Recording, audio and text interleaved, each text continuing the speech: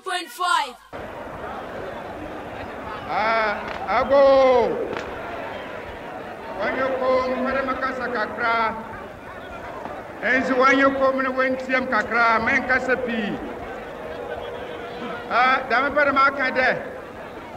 Bakans Babuka Kran and Yamakan Fancy. At long last, 90.5. the battle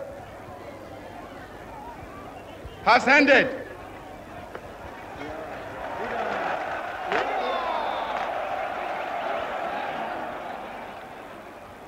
And thus, Ghana, your beloved country, is free forever.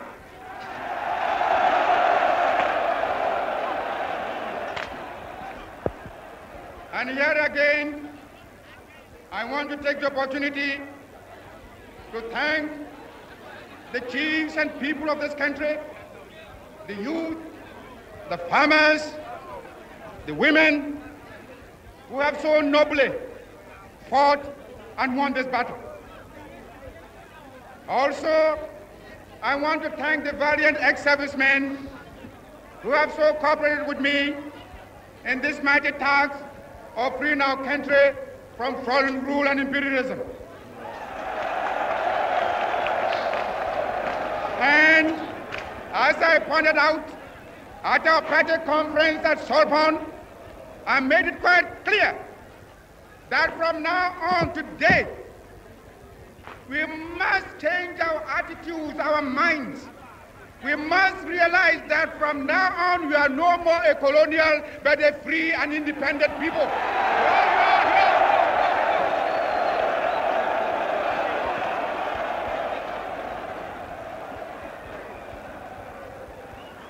But also, as I pointed out, that also entails hard work. I am depending upon the millions of the country, the chiefs and people, to help me to reshape the destiny of this country. We are prepared to build it up and make it a nation that will be respected by every other nation in the world.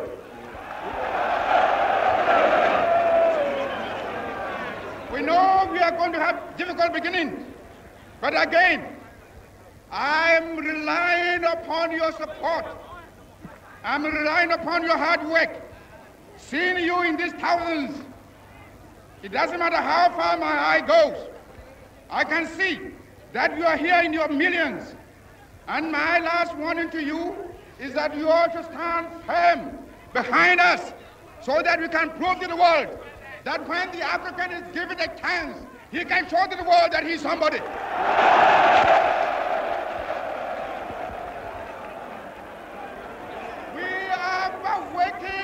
We shall no more go back to sleep anymore. Today, from now on, there is a new African in the world. That new African is ready to fight his own battle and show that, after all, the black man is capable of managing his own affairs. We are going to demonstrate to the world. Young as we are, that the president of our own foundation. The power as I said in the assembly just minutes ago, I made it point that we are going to say that we create our own African personality and identity. It's the only way in which we can show the world that we are ready for our own battle. But today, may I call upon you all that at this great day, let us all remember that nothing in the world can be done unless it has the purported support of God. We have done the battle, and we again rededicate ourselves not only in the struggle to emancipate other territories in Africa. Our independence is meaningless unless it is linked up with the total liberation of the African continent.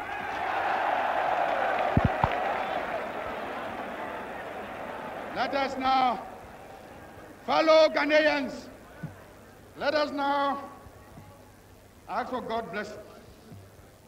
And for only 2 seconds, in your thousands and millions, I want to ask you to pause only for 1 minute and give thanks to Almighty God for having led us through obstacles difficulties, imprisonments, hardship, and suffering to have brought us to the end of our trouble today. 1 minute silence.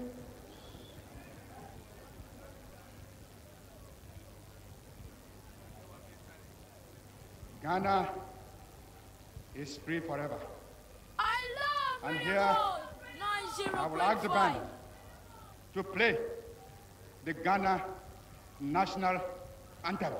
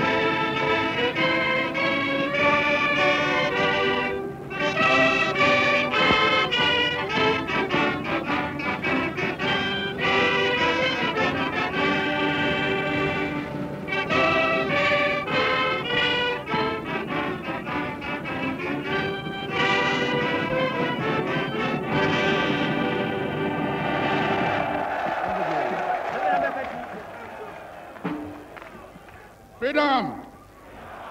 Freedom! Freedom! May God bless you. Good morning once again. It's a beautiful Saturday morning, the 17th day of June 2018. I bet we're still in the celebration mood, despite the fact that I have not still received my chicken wings yet from Honorable Mutala. You're welcome to Alhaji N Alhaji, the mother of all talk shows in Ghana. And let me say that as we're still in the celebration mood, of course, you will not have what's on this show. If not that my brother has had to take up other assignments elsewhere. The name is Peter Bamfo. Happy birthday to my brother, Samuel Kwamina Ishen. Happy birthday to you, my brother, and I trust that wherever you are still in the celebration mood. Mutala has asked me to give you a word on the show today, so happy birthday to you, Kwame. Now, of course, a belated one going to you, Richard Ni Abe of the Business and Financial Times. I'm going to go through the headlines of the papers. Right after that, I will look at the issues that we're going to be discussing today, and of course introduce to you my discussants as well, who are going to help me with the discussion today. The Daily Graphic newspaper is what I'm starting with, and it says, guard against troublemakers. President admonishes at Eid al-Fitr prayers. And the president's admonition has to do with those who intend to foment Islamic or Christian violence.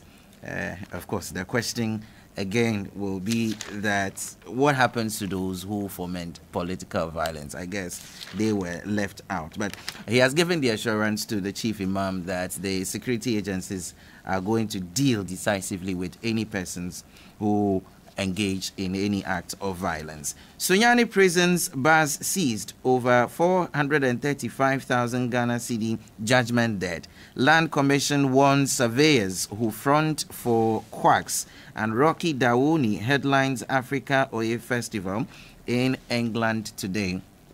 Daily Guide says, court throws out Ibrahim Mahama, and government recruits 3,000 Arabic teachers. Ghana opens consulate in Ancassas, that's in the United States. The Ghanaian Times newspaper, which is my next paper, says government committed to Zongo's development. President assures Muslims. JUSAC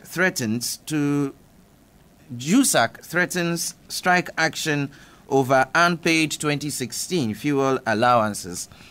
Gamashi lifts ban on drumming and noise making. Al Sunnah wal Jamaa kicks against legalization of homosexuality. Pastor remanded for defiling 13-year-old girl. And the final paper, which is the Spectator newspaper, the Weekend Spectator, decided to focus mainly on Father's Day celebration. And it says, God will not forgive irresponsible fathers. Abeku Santana. Don't commercialize giving birth for others. Dr. Hiaji advises young women. And how special is your father? And the story of Prophet Kum Chacha will be quite an interesting one. You might want to grab yourself a copy of the Spectator newspaper for today and read all about it.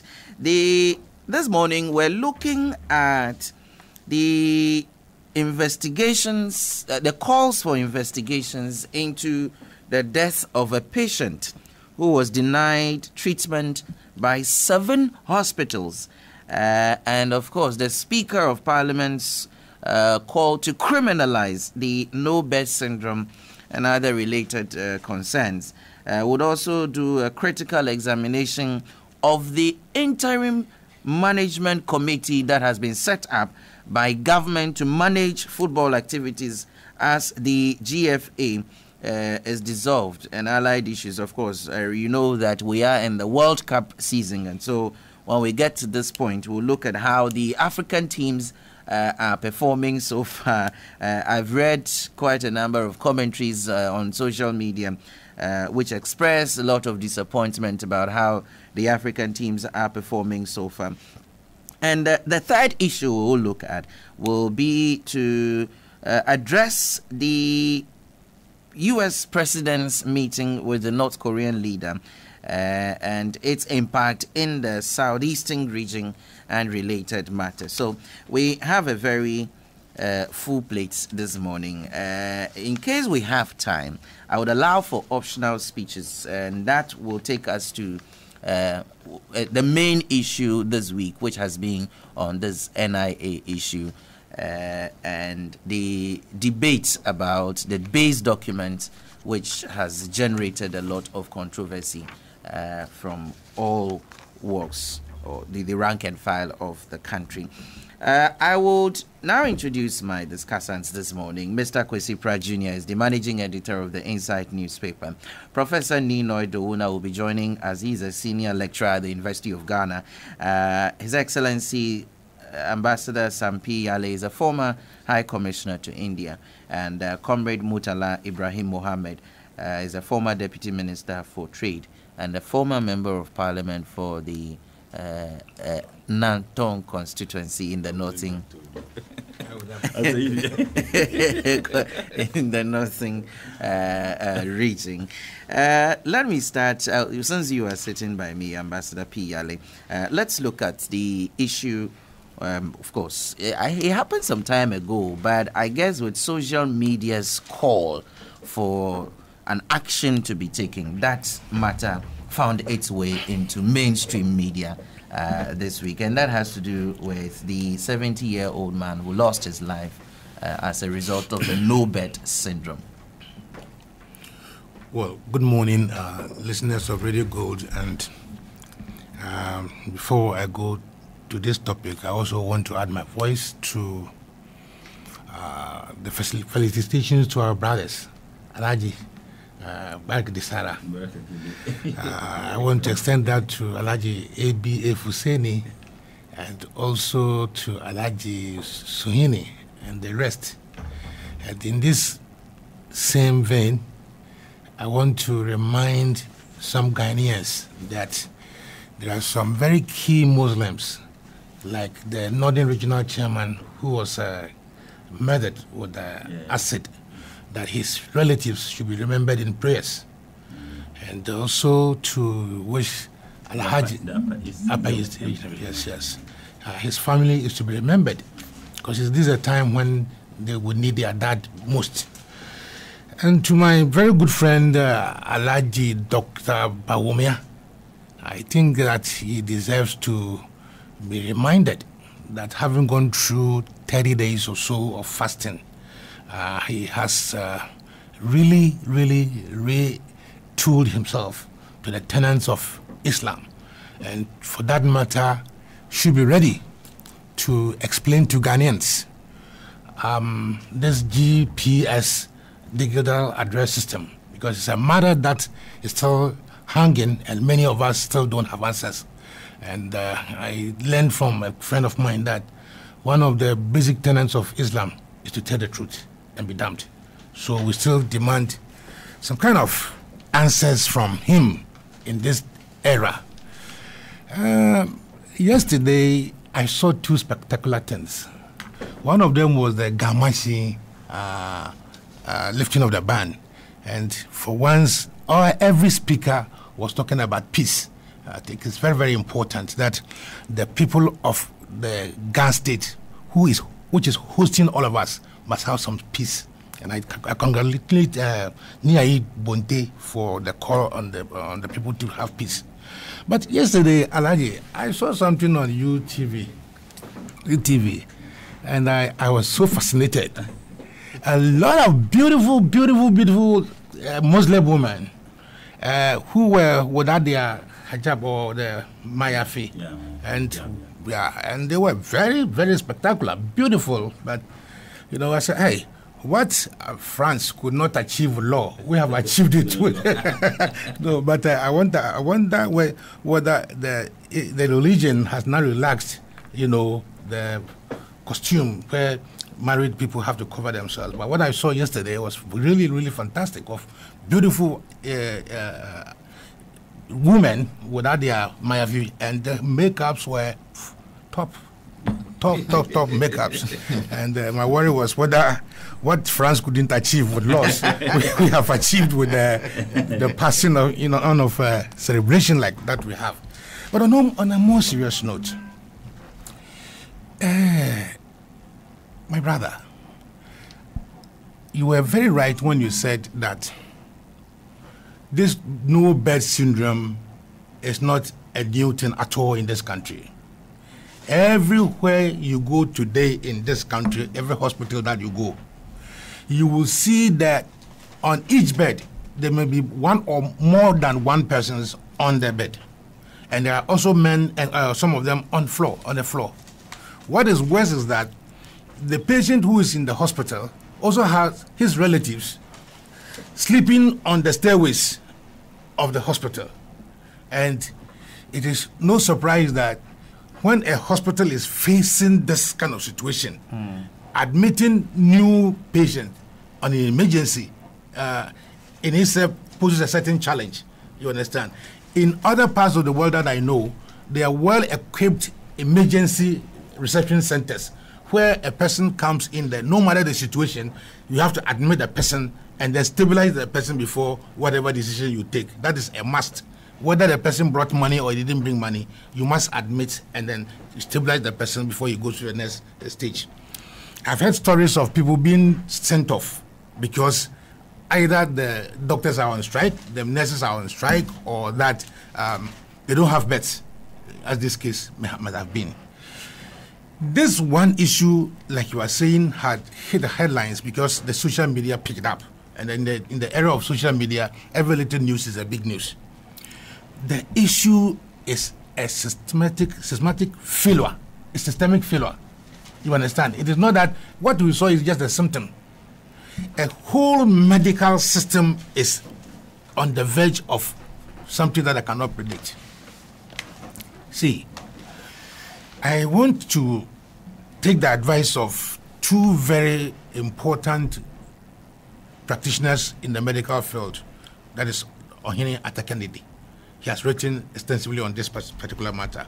And in designing what has to be done, what he has wished is that this matter should not be discussed as a political issue.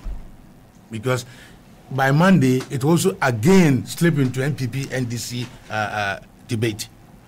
I've also read the article by the former Secretary General of the Ghana Medical Association, Dr. Jehu Apia, who is currently the Secretary General of the NDC Professional Forum, who also has prescribed how to solve the problem rather than politicizing it. And I think I share the thoughts of these two great men in Ghana.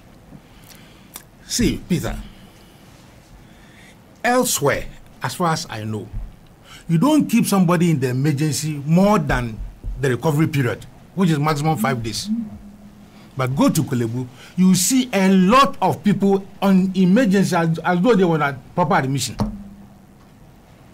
As though they were in proper admission. And every day, new cases come. Every day, I mean, I'm going to use the case of Kolebu. New cases come. And the doctors, the nurses, and everybody is overwhelmed. Forget about some of the negative attitudes sometimes people face in the hospitals. I'm telling you, Peter, in this country, much as we have very, very naughty nurses and doctors sometimes, we have very fantastic doctors and nurses. Like the one that over last week, Alhaji, I went to this place, the new Mahama Hospital at the regional office, the Ridge. I met very fantastic people. The security man, even the security man who was on duty, was so on point that he will not allow you to park where you don't have to park. 2 young ladies attempted to, ruffle it up with the young man. But the boss who came in professionally handled the issue. And I was very much impressed. And as if that was not enough, the doctors that I met, the nurses that I met were very, very, very fantastic. Very extremely fantastic. When they saw my lab report and everything, they came to the same conclusion as the doctors that have been seeing me in India. The same conclusion, and the same medicines were prescribed. But apart from that, the human interaction, in some India they call it medical communication, was so superb. So I must concede that much as we have rogue doctors and nurses, we have fantastic doctors and nurses also in this country. The problem we are having, it's not just a question of lambasting the 7 hospitals that denied the patient. I don't know the circumstances, but what has been described is that there was no beds. The solution is what we should talk about. Because if we don't find a solution, these things will come on and on every day to come and go. The solution is what John Dramani Mahama sought. If you have a permanent problem, you seek permanent solutions. You don't look for ad hoc solutions for permanent solution problems. This country is growing. We are about 30 million now. Give us 4 years. How many are we going to be? So what you do is to plan ahead and say, look, I am going to borrow money and build hospitals. Okay, build more hospitals. And if I build the many hospitals that I have put up, I would employ more nurses. I would employ more doctors. See, this is the only country, Alhaji, in which nurses picket endlessly because it cannot be posted. And it's the same equation. It is the same country where we don't have enough nurses at our hospitals, and we are telling people and saying no beds. Do you see the paradox and the irony? This is a country where a doctor who has completed school at Kolebu would have to stay in the house for 1 year for no posting and apply for posting. So he comes out as a doctor, stays at home 1 year, he applies before he's given postings. Meanwhile, there are no doctors up there. The doctor-patient ratio is so horrible. Meanwhile, we have a policy that keeps doctors and nurses that have been trained. You have trained nurses the same way as you have trained other nurses, and you say they should go to NAPCO. Giving temporary situation a solution to permanent problems. This is the problem we are having now. It is not a question of somebody being denied bed or not. The problem, Peter, goes beyond that. You understand? And like I was saying, the only solution to this permanent problem is to have permanent solutions.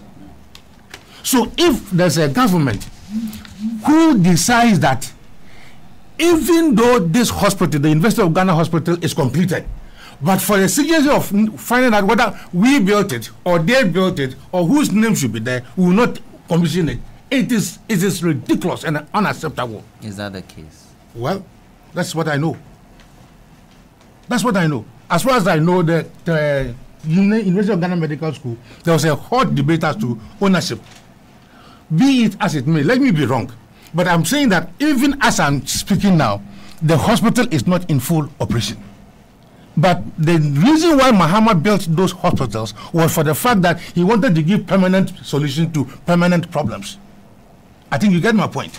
Now, so if we say that, for example, we want to have more nurses because this country is expanding in population, and so that, and there are more public health problems coming. What you do is what? To train more nurses, right? You don't isolate and say that I am giving nurses allowance, for political reasons. Give nurses, a handful of nurses. I want to ask, how many nurses have been involved in this payment of allowances, as compared to those who are in school or those who are not been posted? We need holistic solutions to these problems. So for me, it is not a question of somebody having been denied only. It's a question of why that person was denied and what are we doing about the whys. Are you following my point? Yes. What are we doing about the whys? The doing of the why is that you have to build more hospitals. One of the reasons why John Mahama built those hospitals was, apart from absorbing the number of people that were coming out from the nursing training colleges and the medical schools, was also for medical tourism. Peter, you know that in Ghana, when somebody is sick by kidney or something, he has to be flown to India or South Africa. Why is it that we cannot also have such specialist hospitals in Ghana, so that all the people from Africa can also come here? And Peter, you know the amount of money the Indians make on medical tourism is the second highest revenue earner to their GDP. Second highest. And if a Ghanaian is coming to India, the government spends no less than $12,000 to bring that person there. So, for example, if the University of Ghana Medical Hospital, medical facility there, is a specialist hospital for, let's say, kidney, diabetes, and those chronic diseases, do you know the number of people that will come from West Africa or even Africa to that hospital? And do you know the number of specialists would have trained for this hospital? So I am saying that the Ministry of Health itself is part of the problem. Thinking of treating every medical institution as a ministry or an offshoot of a ministry is wrong. In India, what they did, as far as I know, was to create a different organization, for such things. So we can, for instance, create Ghana Health, whatever, company, to take charge of those new hospitals that turn themselves into specialist hospitals. Because we have the doctors here, and there are doctors in India and elsewhere who are ready to train with our specialists, so that we can have these specialist things. That was what Mahama was trying to do. I remember the Deputy Minister of Health, what's the name, came to India and came and signed an MOU with Apollo Hospital, so that Ghana government to bring these doctors down to come and operate on kidneys transfers and everything. Today, as soon as we left, we don't know where this agreement is. So I think that it's just not a question of turning somebody out. No. One of the solutions that India has also established is that for every big hospital like Kolebu, private individuals have been encouraged to build hostels. Are you understand what I'm saying? They've been encouraged to build hostels. So the hostels have a chamber and a hall with kitchenette and everything. So when you are on admission, you'll be in hospital for about just 3 days to stabilize. Then you move to this private hostel, but the government controls the prices. So your relatives stay with you, and the doctors sometimes come to the hotel to look at you. So you don't congest the main hospital wards. I'm sure that the government should take a cue of this and then allow people, there are a lot of land in and around Kolebu, to allow private people to build these hostels so that we don't keep our sick people in bed on the same bed that is scant for about 12 days, 20 days on the same hospital bed. No, move them to the hostels. So I think these are the solutions. These are a problem. These are the problems, but there are solutions. The solution is to take long-term decisions, as John Mahama did. The solution is not just to pay nurses and teachers allowances, and you think that that's the goal. It's not. You are creating more problems. Because as I'm speaking to you now, doctors that we have trained are all migrating outside, isn't it? Is it that we have more than enough and that they are migrating? They don't have the good conditions, isn't it?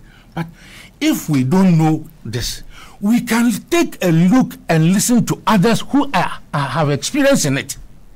And I'm recommending India, because I've been there and I know what I'm talking about. In India, your doctor is like your friend. He will call you when your drugs, he thinks that your drugs are finished, he'll call you, Sam, do you still have this drug? Maybe you are not even taking it. So the doctor will remind you. But here, when you go to hospital and close, if you are not lucky, your folder, when you go to the next time, you can't see the folder. These are not temporary problems. They are permanent problems. Because as long as this country grows, there will be health problems. And then we need permanent solutions. And the permanent solutions is what John Mahama started. This government has nothing to lose if we can take Mahama's blueprint and continue. This president has nothing to lose if he can build more of the cheap compounds. You understand? So that people will be close to health. They don't have to move anybody from Koko to Accra and be denied vets. The cheap compounds will be enough. Finally, I want to also advise people. When a situation arises, a health situation arises, don't wait until it is too late. You know, sometimes we are also part of the problem. If it is too late, then you cannot have the best medical attention. As soon as you see a development, please approach your next medical facility. Thank you. Thank you very much, Ambassador Sam P. Iyali, for that submission. That brings the time to 35 minutes past the hour 9. Let me come to you, Comrade Murtala Ibrahim Mohammed. Thank you so much. Let me first and foremost say good morning to my senior comrades here, and also good morning to your cherished listening public, and of course viewing public, because you are streaming on live. Yes, on live, and also say that we have finished with the 29-30 days of fasting. I say 29-30 days because we Muslims follow the lunar month, so depending on when the moon is sighted. So some have fasted 29, some have actually fasted 30 days. We celebrated the Eid yesterday, but the thing is that your Salah rice would come, but it will come after, and the chicken it will come after I have finished with the 6 days optional fasting, which I have started today. I look forward to that. Many people have also started. It's optional, but it's always good to do it if you are healthy and you can do it. I think my condolences, and I believe on behalf of my senior comrade, to the bereaved family for the loss of that man, 70 years, who met, unfortunately, his untimely death due to the fact that he was denied, access to about 7 hospitals. Some would say that maybe it was destined that he would die. However, destiny itself can't be changed by circumstances. It's possible that if he had been admitted in one of the hospitals, perhaps he would have survived. He would have survived because, first and foremost, looking at the state of our roads, if this man and the family had to struggle with him, perhaps in a taxi, and the congested city we have, and the struggle that this man would have gone through itself could have occasioned the unfortunate and untimely death of that man. It's unfortunate that this thing has happened, and for me, I think that it is a thing of our moral depravity as a people. This may be one of the registered cases that is brought to the limelight. I believe strongly that there are many people across the country who die in similar circumstances. Absolutely. And which are not reported. I agree with His Excellency, and thanks, Your Excellency, for that insight of what happens in India. There is no doubt that India is doing very well when it comes to Medicare. There is no doubt that the pharmaceutical industries in India can match to any pharmaceutical industry across the globe. But let me quickly say that our pharmaceutical companies in Ghana are also doing tremendously well. I can tell you that. Do you know that our pharmaceutical companies in Ghana produce antiretroviral drugs? The unfortunate and the sad thing is that the Ghana East Commission doesn't buy the antiretroviral drugs that our pharmaceutical companies produce.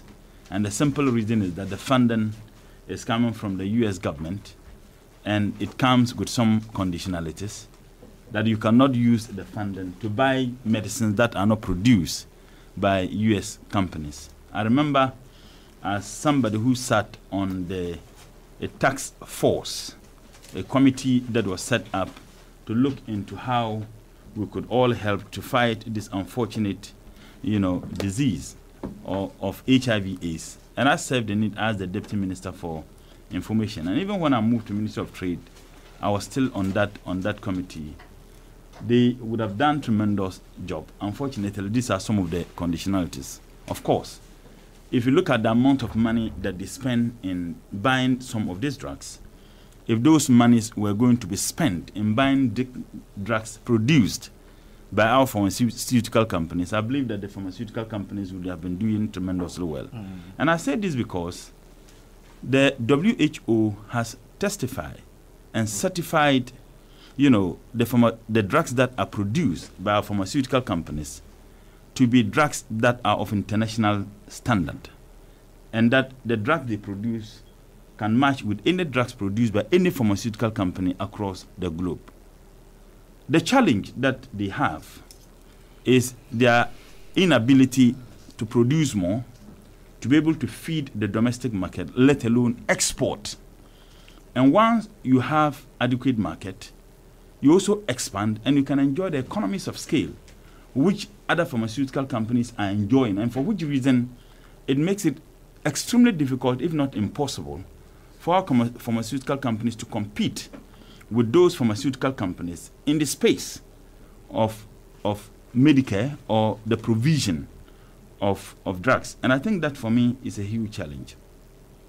Now, it is also important for us to understand the circumstance under which this man, who can be my father, and I believe that who can be the grandfather of many people, would have met his untimely death, unfortunately, in that bizarre circumstance.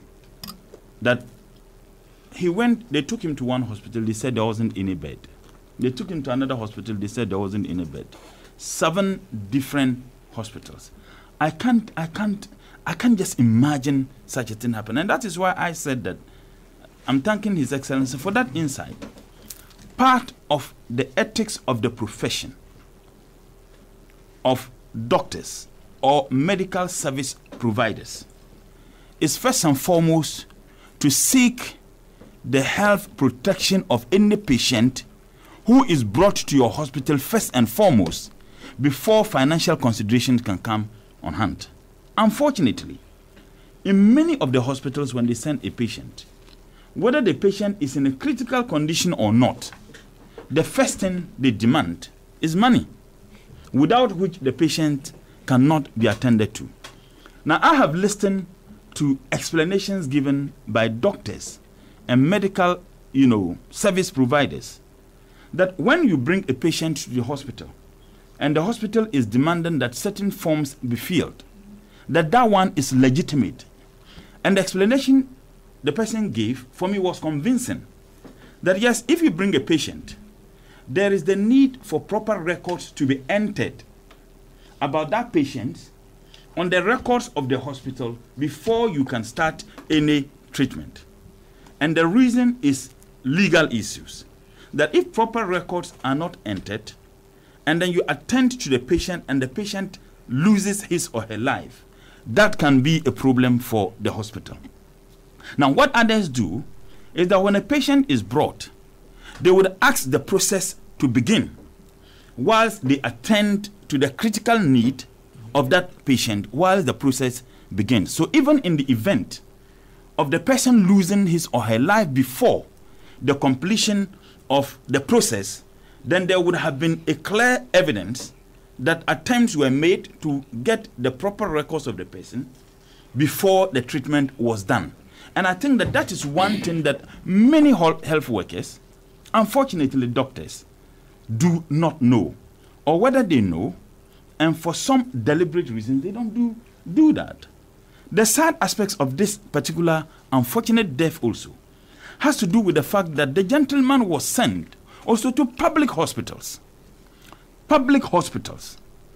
If someone is sent to private hospitals, even if they do not have a bed, at least there will be an attempt to attend to the person. Ambassador, there's another phenomenon. I believe strongly that many people have lost their lives in this country, particularly those who had accidents. Not that the accident would have killed them, but the way they were handled after the accident. If you observe what happens in other jurisdictions, when there is an accident and the ambulance service is invited, the way they will lift the person, because there could be dislocation, there could be fracture, there could be many other things. The way professionally they will lift the person to the vehicle itself is one of the means by which the person's life can be saved. Unfortunately, we have instances where people, as a result of the accidents, they are lifted on wheelbarrows. They will just bundle the person on a wheelbarrow and dump the person somewhere.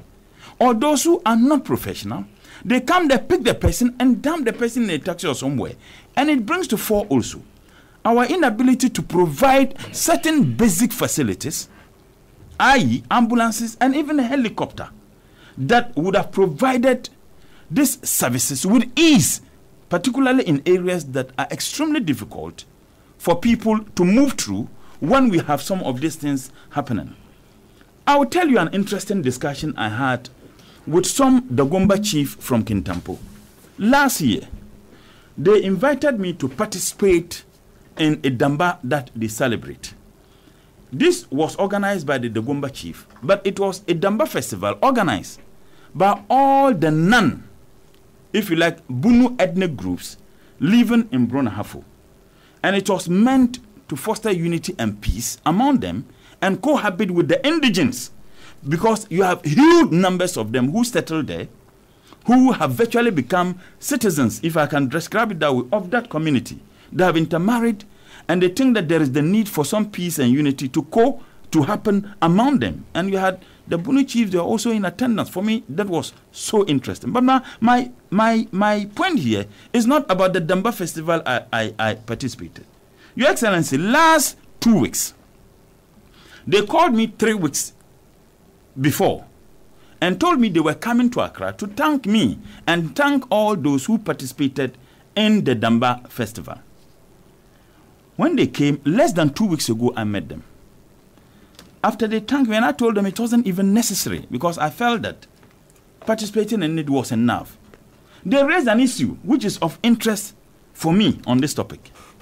They said that based on the location where they are, Kintampo, which happens to be a highway between the south and the north, that there are a lot of accidents that occur on the road. And anytime there is an accident between Kintampo and Tamale, or sometimes between Kintampo and Techiman, they bring the people to Kintampo.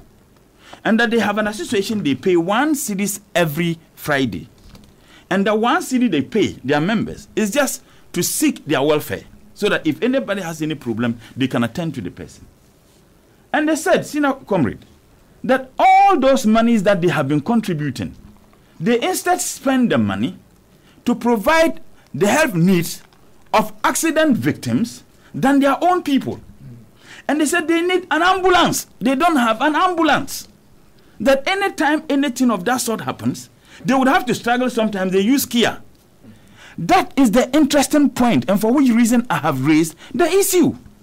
Now, if depending on the records of accidents that we have had, how difficult is it for us to provide even an helicopter, one, to be stationed around that particular place?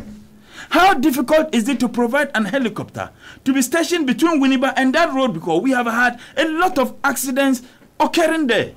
How difficult is it between, what's the name, Nkoko? We have had that. Now, if indeed we have money to provide certain things that many people consider not to be essential, why can't we do this as a state? And that is where I agree with Your Excellency, that to a very large extent, we mustn't politicize this national crisis. And to be very honest, I am not blaming just this government. I am blaming the political elite, to which I am a member, that we have reneged our responsibility in doing some of these things. And I believe that if we had these particular facilities available, and I have no doubt at all in the capacity of our health workers, the kind of training, even if it is non-existent, when such trainings are given, they can handle some of these issues. I believe strongly we would have been in the position to reduce some of these unfortunate deaths that have occurred as a result of these accidents. And in fact, some may not die, but they would have been deformed. People had accidents, the way they were handled deformed them permanently. That they can still have their lives, but they would have been deformed, and the deformation wouldn't have been the result of the accident, but aftermath of the accident, how they were handled. This is not rocket science. Now, how and why can't we all resolve that as a state, that let's devote part of our money? And I remember when His Excellency the President had the media encounter, he said he was going to provide helicopter, that he was going to provide it for the hospitals, so that anytime we have such issues, then the helicopters can easily, emergency, they can easily go and airlift these people. For me, I commended the government at that time. Unfortunately, it has remained just one of the failed promises that once again politicians have made. Promises deep down in the heart of the politician, we know and do know that they can't be fulfilled. Now, the other challenge that we have is that we have hospitals that have been completed. The Legon Hospital is a classical example. Government deliberately refuses to commission the hospital because of a absolute pettiness.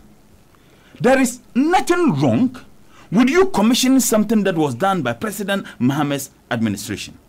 You have a Minister of Health who sat on TV with cameras in front of him and lied that the reason why they couldn't commission that hospital was because there wasn't a standby generator. Only for journalists to go there the next day and showed us 2 or 3 standby generators. Now, if that hospital was operational, perhaps, and I say this perhaps, some of the people who would have occupied some of these 7 hospitals, for which reason this gentleman could not, his family could not get a bed for him, perhaps they would have been at that particular hospital. And there could have been some space provided for that man to be provided with a bed, and for which reason perhaps his life would have been saved. Now, I am not holding brief for the hospitals. What they have done is absolutely immoral. And for the first time, let me agree with the speaker that if they criminalize this, for me, I think that that is the way to go. That you have no excuse whatsoever to deny anybody the opportunity to be attended to, particularly when such people are brought to your hospitals in critical conditions. Yeah, but if there is a critical condition and the person is genuinely helpless, you can't tell me genuinely helpless. I have gone to the hospitals and I have seen pregnant women who are waiting to be attended to lying on the ground. I believe that the family would have been satisfied even if the gentleman was attended to on the ground. The family would. Now, if you tell me that yes, genuinely they may not be able to do anything, I think I have addressed that issue. We have a moral duty and a responsibility to provide those facilities. That is the point. But in as much as we demand that those facilities be provided, it is the moral responsibility too of those workers in our hospitals, the doctors, part of the ethics of their profession, that you do not leave a patient or sack a patient who is in a critical need, who ought to be attended. I think that there is this thing they call, is it Confucius? I've forgotten there is this thing that every medical Hippocratic rules of oath. You don't need to do that. And my understanding is that as part of the training of doctors, they are trained and they are taken through that particular oath, which ought to be religiously and morally followed. So if you tell me that genuinely the hospital cannot help, or they find it difficult to help, I believe that even attending to, look, what is wrong with what His Excellency said, that you can attend to the person, try to stabilize the person, and ask them to send the person to another hospital. For me, that is the way to go. Once again, it brings to fore Cuba. With all the sanctions against Cuba, with all the U.S. deliberate policies against Cuba, Cuba have been able to train more doctors, the extent to which they export doctors to many countries. I will give you another example. My son was taken ill at the Tamale hospital. I was at the hospital. Prof, this gentleman, after they ran tests, his never, the doctors, Ghanaian doctors, the doctor who attended to him said, oh, everything was all right. They prescribed drugs for the boy. It took a Cuban doctor, because when they took the boy home, he was still complaining his stomach. They sent the boy back, and the Cuban doctor said no, they needed to do operation immediately. And the operation was done. The boy was at the hospital for almost 2 weeks. So it means that but for the intervention of that doctor, something disastrous could have happened. Now, I witnessed at the hospital that a gentleman who was there just plaster, Your Excellency, the man didn't have money to buy plaster. The glove, 15 cedis. 15 cedis. So that is why the proposal of these hostel facilities, with all due respect, I beg to differ. It may be understandable in India because of perhaps the numbers. They have huge numbers, and the facilities, of course, cannot cater for that. The reason why I say this is that go to Kolebu, go to Tamale Teaching Hospital. Around the hospital, you find pharmacies glittered around.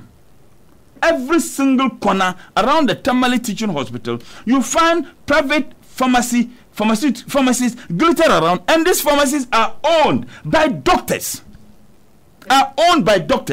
And I have witnessed where they give you a prescription and tell you that go to this particular place, you will get it. So the fear of trying to introduce such a thing is that yes, it may be good.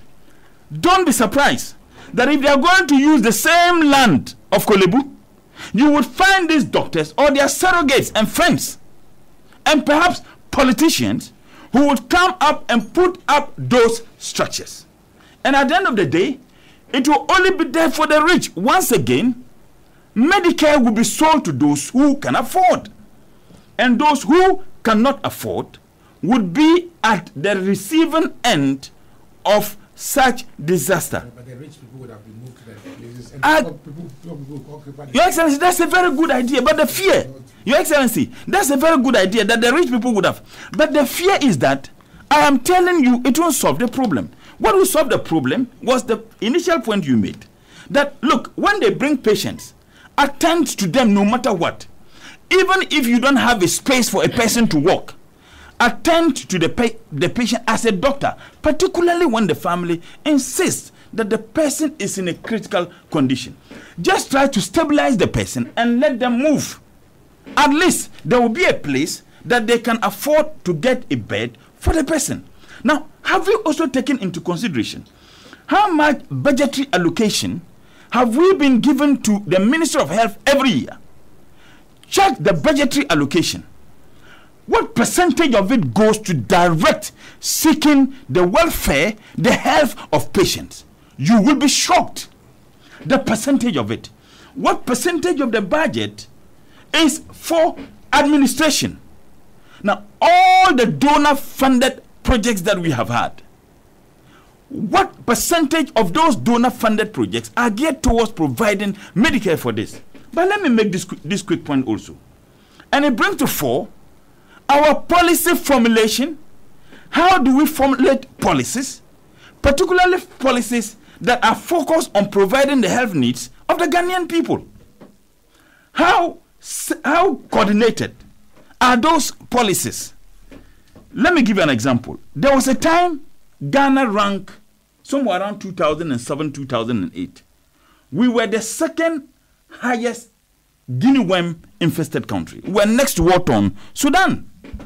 And out of it, the Savulgu Nantong district, where I am coming from, had the highest in Ghana. So what it means is that Savulgu Nantong district was second highest in the world. And the reason was simple.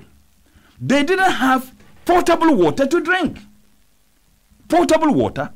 When there is water in Kumbungu, where the people of Tamale get their water, and the distance between Kumbungu and Savulgu is not far. When, again, there is water at Mile 9 at the airport, which is just a walking distance to Savulgu, yet the people didn't have water. Now, you know the consequences of it. Every policy of the Ministry of Agric was formulated without taking into consideration what are the policy position or programs and projects as a result of policies done by Ministry of Roads, Ministry of Health. Now, if you think that you can give people free fertilizer to go and farm, or give them free even tractors, they don't have potable water to drink. They drink water that is not clean. They are infested with malaria, guinea worm. It affects the productivity because many of the young people, because those who were affected with this malaria at that time were in thousands, not in hundreds, which would deny them the opportunity to go and farm. So that policy we have at the Ministry of Agric, either free farming or giving people free fertilizer, would have been defeated. Now you have roads that are there. Roads are not effectively done. Feeder roads have been abandoned, and that is where I am going to be political. The roads that the NDC administration under President Mahama started, most of them have been abandoned. They were huge feeder roads. The government was engaged in to open up these rural areas to the cities and urban areas. Now, do you know the number of people who have lost their lives as a result of the difficulty, the tumultuous nature of taking their patients, sometimes on motorcade or bicycles or motorbikes, from far distance areas to seek medical attention in the cities and the towns? But because the roads are not properly done, because some of the roads perhaps have been abandoned, they will find it extremely difficult. Maybe they would have spent 30 minutes, 20 minutes to get to Tamale, to get to Bolga, to get to, Cape Coast, or other places to have these people treated. But because of the nature of the roads, they would have spent 3-4 hours. By which time, the road is not good, the person is on a motorbike, then the bumpy nature of the road, it can even kill the patient. So I think that is of cosmic, or should be of cosmic concern to all of us, that we must give attention to some of these issues. Okay. And rural health training. I do know that there were a lot of cheap compounds. The NDC and the president provided thousands and thousands of cheap compounds. There are a lot of these cheap compounds that are there without trained nurses in the rural areas. And I have seen. Yet, you have trained nurses who have finished, who were promised that they will have ready jobs. Those trained nurses are not being employed because government thinks that they don't have spaces for them. Let me conclude on this point. Now, in this country, you have a political party that is focused on fulfilling a campaign promise, regardless the consequences of that fulfillment of that campaign promise to the health provision of the Ghanaian people. The President Nana Ado's administration and President Nana Ado, then candidate Nana Ado, had promised that he was going to restore the nursing trainee allowances and that he was going to restore it. The NDC pointed out to him that restoring it won't solve the problem. Restoring it is not the challenge, but providing expanding facilities so that we can absorb the trained nurses and health workers who have been trained by the taxpayers' money. Now, what we did, providing hospitals, regional hospitals, clinics, this was what President Mahama did. Cheap compounds across the country. So that those facilities could take care of these nurses who are trained. This government said they were restoring the nursing trainee allowances. And you know what they did? They restored the trainee allowances with a quota. And let me give you the figures.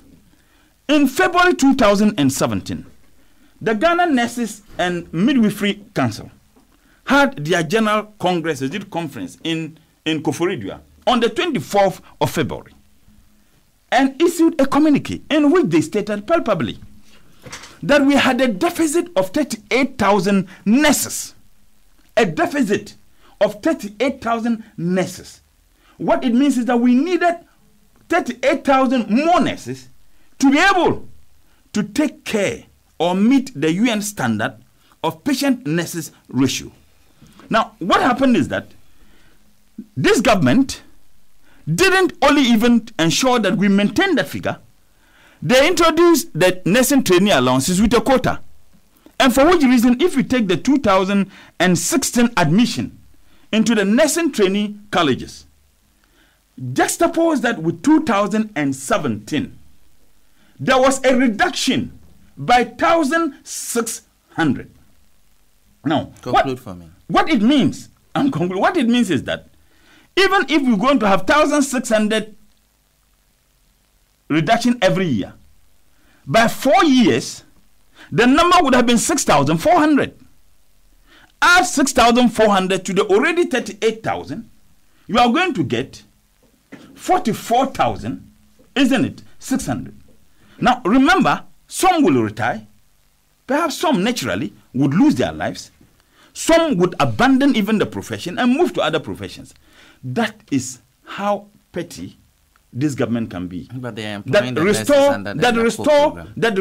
Under what? Under the NAPCO program, they are employing. The nurses have made it palpably clear. And maybe when we have the opportunity, the NAPCO is nothing but NYEP. Yeah, but they've given the indication that with time, once they enrolled on the NAPCO, with time, they're going to look at ways of and moving them to to more. The NYEP jobs. had what they called the nursing, the community health nursing. Yeah, but those were not for trained nurses. No, I think the difference ought to be. If they were not for trained nurses, they were looking at how much they were being paid, and they were looking at the places that they were going to be sent. If you send someone from Tamale to, let's say, Bunkurgu Yonyo as a trained nurse, the person doesn't know anybody. The person would have to rent a room. The person would have to struggle to survive because it wouldn't be the responsibility of the Ghana Health Service to provide that person with accommodation as they would have provided with their trained nurses. You think that the person can survive on 700? And by the way, the 700 Ghana cedis that is being touted about, if you calculate it, take away administrative costs, it may not be the amount of money that is going to be paid to these people. And that for me is worrying. Thank you. Comrade Murtala Ibrahim Mohammed is a former Deputy Minister for Trade. Let me come to you, Professor Ninoy Dowuna. Thank you very much. I think in this festive move of Muslim brothers and sisters, uncles, aunties, fathers and grandfathers and mothers, grandmothers, we say Barakat Sanla. And I hope you had some generous Muslim friends yesterday. Oh, I was born in Nima, so I have thousands of them. Kwesi is a Kotobabi boy. On the topic, I think, Peter, if you permit me, I think our heartfelt condolences will go to the family of Mr. Anthony Opoku-Acheampong, the widow. The report indicated the son Ishmael Opoku. I believe there are other siblings for this tragic incident. Of course, we know we will all one day depart, but the circumstances were bizarre, and I think that's a subject for discussion.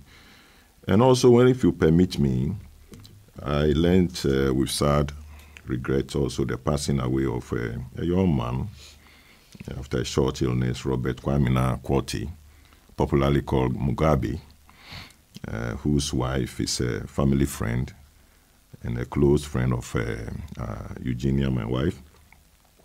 So condolences to the widow and the son, Jojo, and of course the family. In all these, customarily, it's the family that has to announce formally the death, but when we get this opportunity, we also have to do so on behalf of the numerous friends that he had. May his soul and the soul of Opening Opoku-Acheampong rest in perfect peace. I believe their respective funerals will give them that honor. and parting support.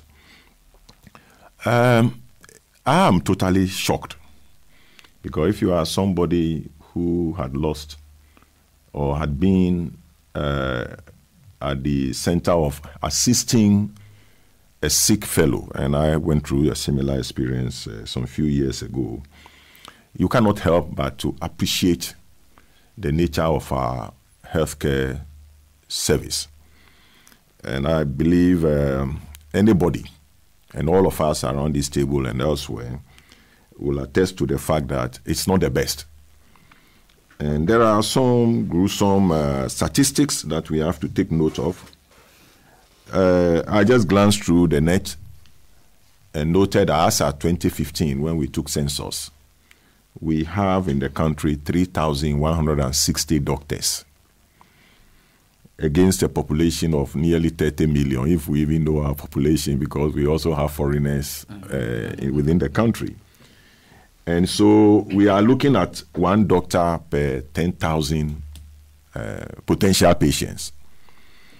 And Greater Accra, Ashanti, but let's call the extremes. The Greater Accra, where you have the largest concentration of medical doctors or personnel, the ratio is 1 to 3,186 as at 2015. And in the Upper West region is 1 doctor to 30,601. There are, as at that 2015 also, about 38,000 plus nurses, making the ratio, that's a nurse to patients, 1 to 739. And they say the WHO standard is about 1,000. So we may say we are within the threshold. Now, when you look at medical facilities, I don't need to do the census, but as I always say, we created over 260 districts. And we have succeeded in appointing chief executives with their retinue of staff and their building. But can we say we have so many district hospitals? I believe the number of drinking spots will even outnumber in the higher fold the number of clinics or hospital or health facilities, including private ones. But you see, the shocker for opening or Mr. Antonio Poku Achiampong is really confounding, because any clinic that you attend, at least anybody who brings a patient, and the experience we have all had or have had, is that they receive the patient. If an emergency, a doctor will leave the consulting room, even if he's attending to a patient, unless it's another critical situation, and attend to whoever is brought in. Even in a taxi, if it means that the fellow is already gone, they can even receive the fellow, or even they write a short report, death on arrival, and take the fellow or recommend the fellow to be placed in the next morgue, etc., so that the rest of the activities will follow if families are informed. So for somebody at his age, and I believe not in an ambulance, but in a private vehicle or a public vehicle, moving from this C&J Medicare Hospital at Adabranca might be where Mr. Achiampong had been attending or had been going for treatment. And so he couldn't be received there. Then he moved to where? Kolebu and so many places until he landed at the Lejokuku Metropolitan or rather Municipal Assembly Hospital or District Hospital, where the old man passed off. And I heard the soundbite when you interviewed or you played it in the course of this week. The widow wailing, with grief. And we can only say that we'll wait for the report from the investigation that the Ghana Health Service has called. But you see, when I was coming, you played the signature tune, that's the longest one, that's Nkrumah's speech on the Declaration of Independence on the eve of 6 March 1957. Indeed, Peter, if you listen to the words or the text of Nkrumah's speech and what he did and his commitment, then the question is that if Nkrumah is the index ambassador or high commissioner, can we say that presidents who have occupied that high position measure up to his intellectual depth, his understanding of the global situation, his commitment to providing for the needs of his country, and then, of course, to advance the cause of black people everywhere. That's where you take the measure. And let's look at what we have. Currently, the Ghana Medical School was set up. We're receiving 41 students, the first batch of students in 1964. So you can say 63, 64 academic year. To date, High Commissioner, the Ghana Medical School has not turned out 3,000 students, graduates. About 54 years. And over 1,000, 2,000 students who apply for admission to the Ghana Medical School or University of Ghana Medical School. You cannot even take 200 students. You cannot. And we were, as at this time I'm talking about, we were just about 7 million people. Today the population has increased to, we say, almost 30 million, about fourfold. And we took 41 students in 1964, and we are not taking 200 students 54 years down the line. And if you have 3,160 students, 7 medical schools, University of Ghana, KNUST, UDS, UCC, UHAS, then the 2 private medical schools, the Family Health as the premier private, and then Accra Medical School, you are not even turning out 500 doctors a year. Given those who migrate, those who pass off, old age, etc., that's a gruesome statistic. And when you go to Kolebu, that's a premier hospital, and visit the emergency center, and look at the pressure on them, on the staff. And I say the doctors themselves fall victim just like you and I. They also die there. Some of them contract disease or infection on the job. And if you, I don't know the state of the emergency ward, but if you go to the emergency ward, it's awful. And you expect human beings work there. Yeah. And as we see in the statistics, you realize that when you go up country, in some regions, perhaps if it is 1 to 30,000, then you can see those doctors who are resident and working in the Upper West. You played a soundbite of interview with Honorable Sam George on this health, NIA or etc. You know, if I look at the time I went to Tech, and I went there and met computer science as a program, not at this present day when people were using Fortran to write computer language programs, software, and you've been running 50 years of computer science training at the university level. And forget about the economics of the monies and all the commitments that today, with the statistical service that has been there from colonial times, all the other state agencies or statutory bodies you've created, and it comes to issuing card, and you have to go and award contract to a private company. Do you think the US will do that? And because of ideological bankruptcy, somehow we say everything private. But I can tell you on authority that the public service of the developed countries, in the US, for in Canada, is so strong intellectually, resource-wise, etc. You would expect a US government to go and contract a private company to do and undertake an exercise of this magnitude. But that is what is happening. We've run down everything that we don't even have faith in our public institutions. You know what? If I divert a bit, we are prospecting, and we are now an oil producing country. When we hit oil and gas some 10 years or so ago, and the little knowledge experience I had, go and see the universities, the programs that they are running, oil and gas law, oil and gas finance, sending people UK, etc. But what is so critical is a technical aspect.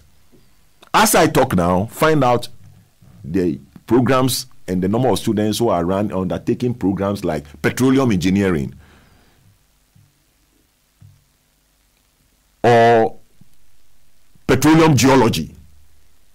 are few.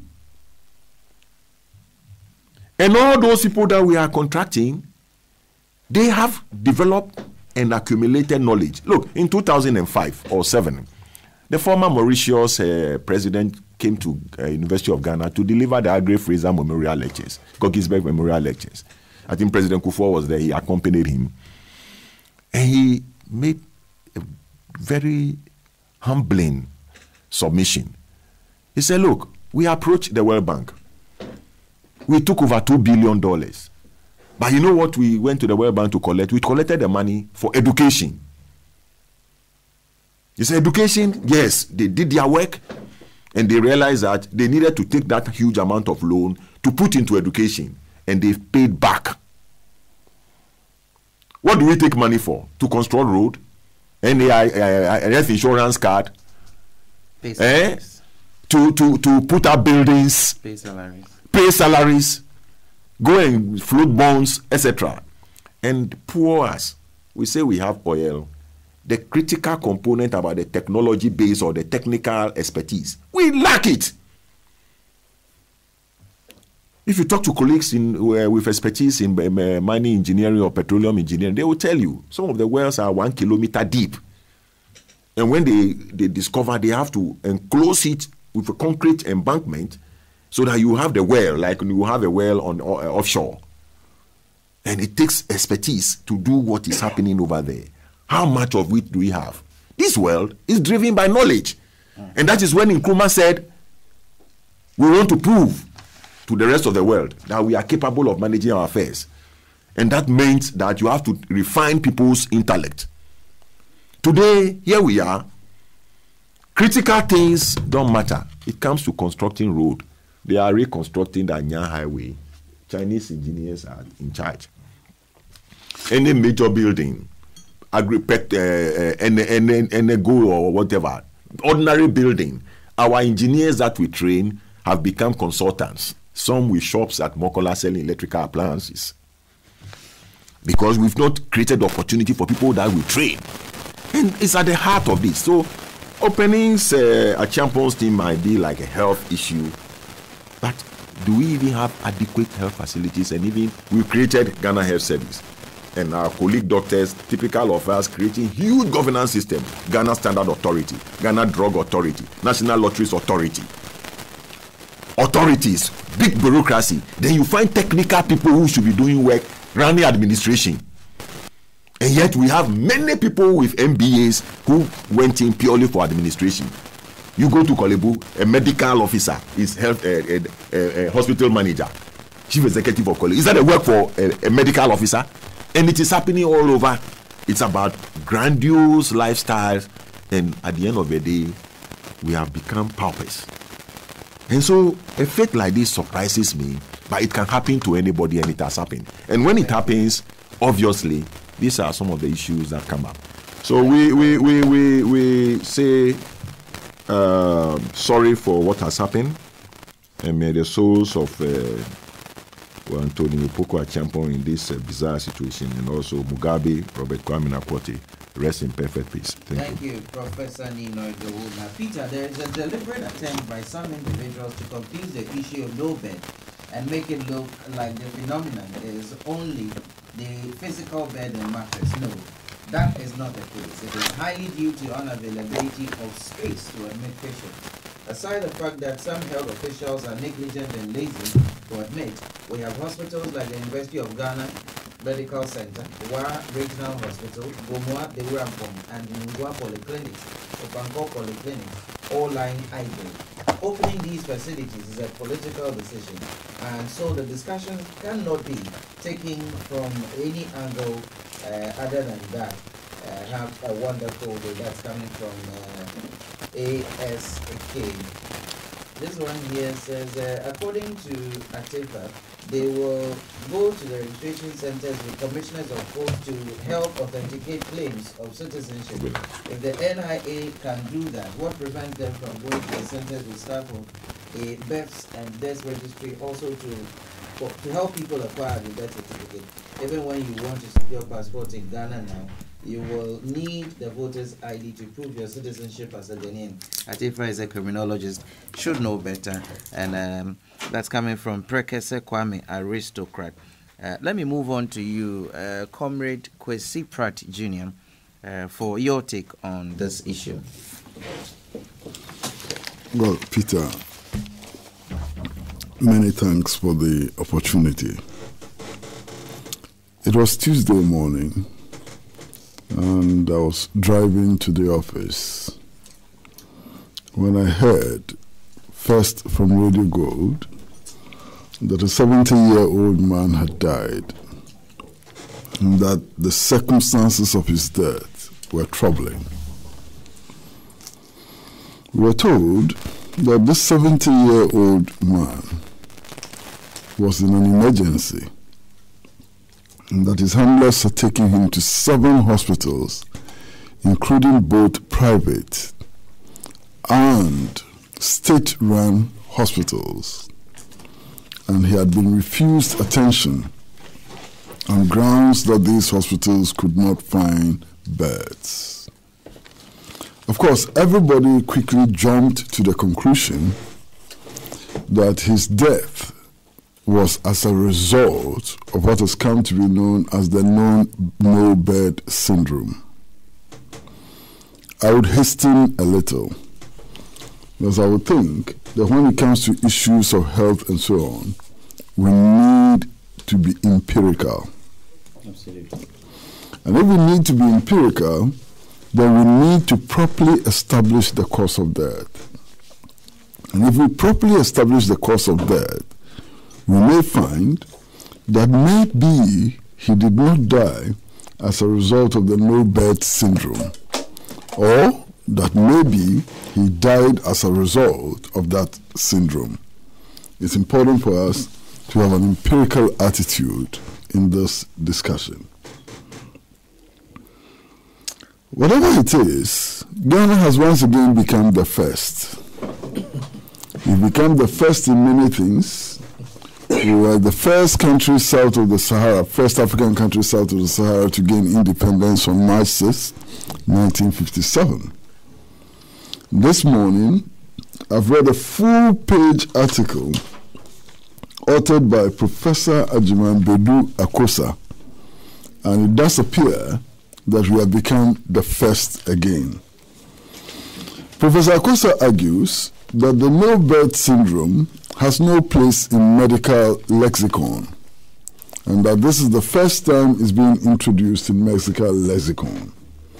And it's being introduced in medical lexicon from Ghana, another first. This first is one that we should be ashamed of, clearly ashamed of. This is the first that we should be clearly, ashamed of. Now, a number of issues pop up, and Dr. Akosa is one of the most respected, medical practitioners in our country, who has actually risen to become head of the Ghana Health Service. He's a pathologist with international repute and so on. And therefore, what he says about medical practice should be worthy of note.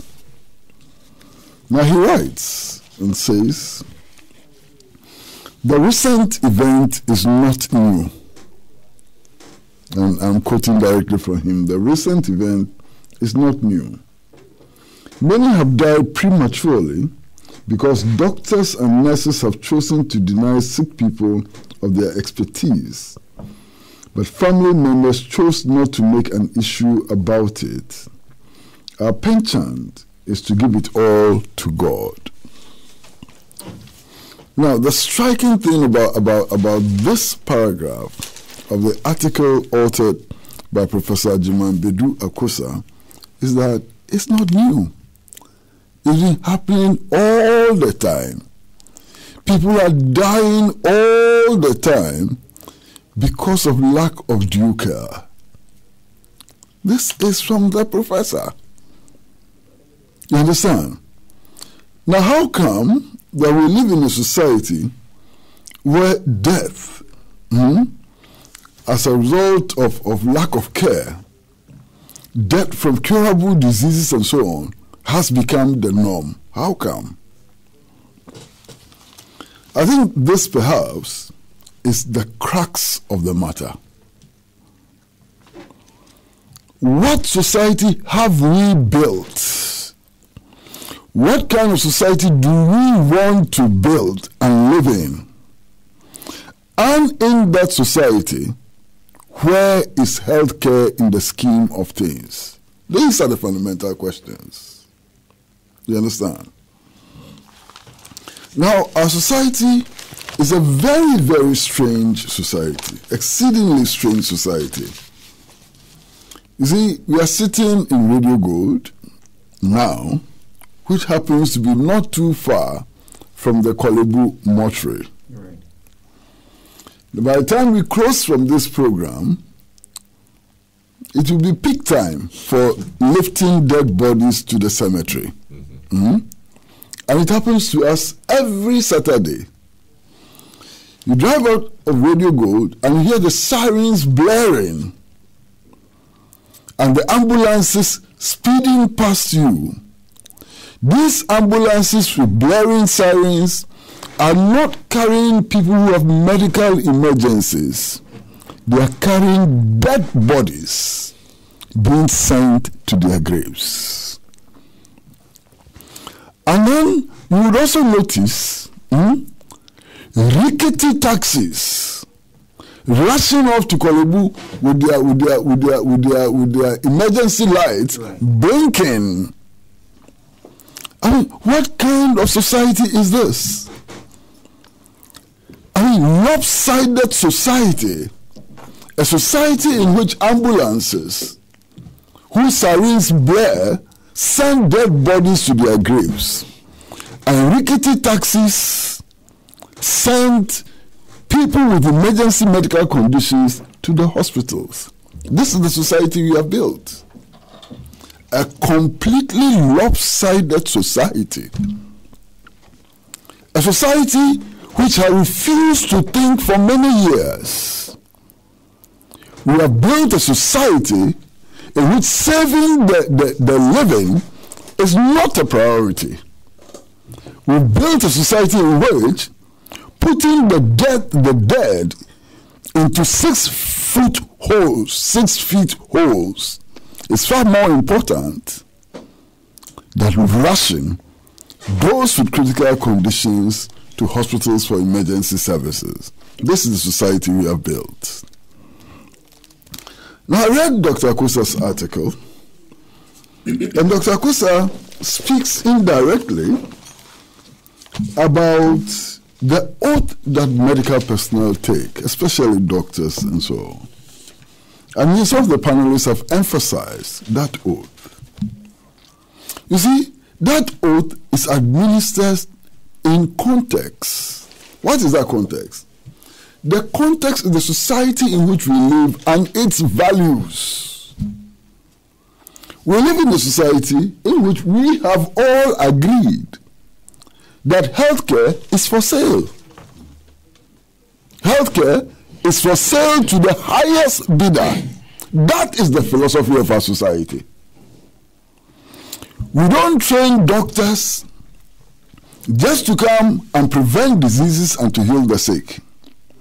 We train doctors so that they can become big men in our society. How do doctors become big men in our society? Because healthcare is so important, being doctors enables them to extract huge values for themselves. And that's how they become big men in the society. So the whole orientation of our society is sick. And for as long as we maintain that orientation, these things will continue to happen and happen in worse form. Listen, as we sit in the studio today,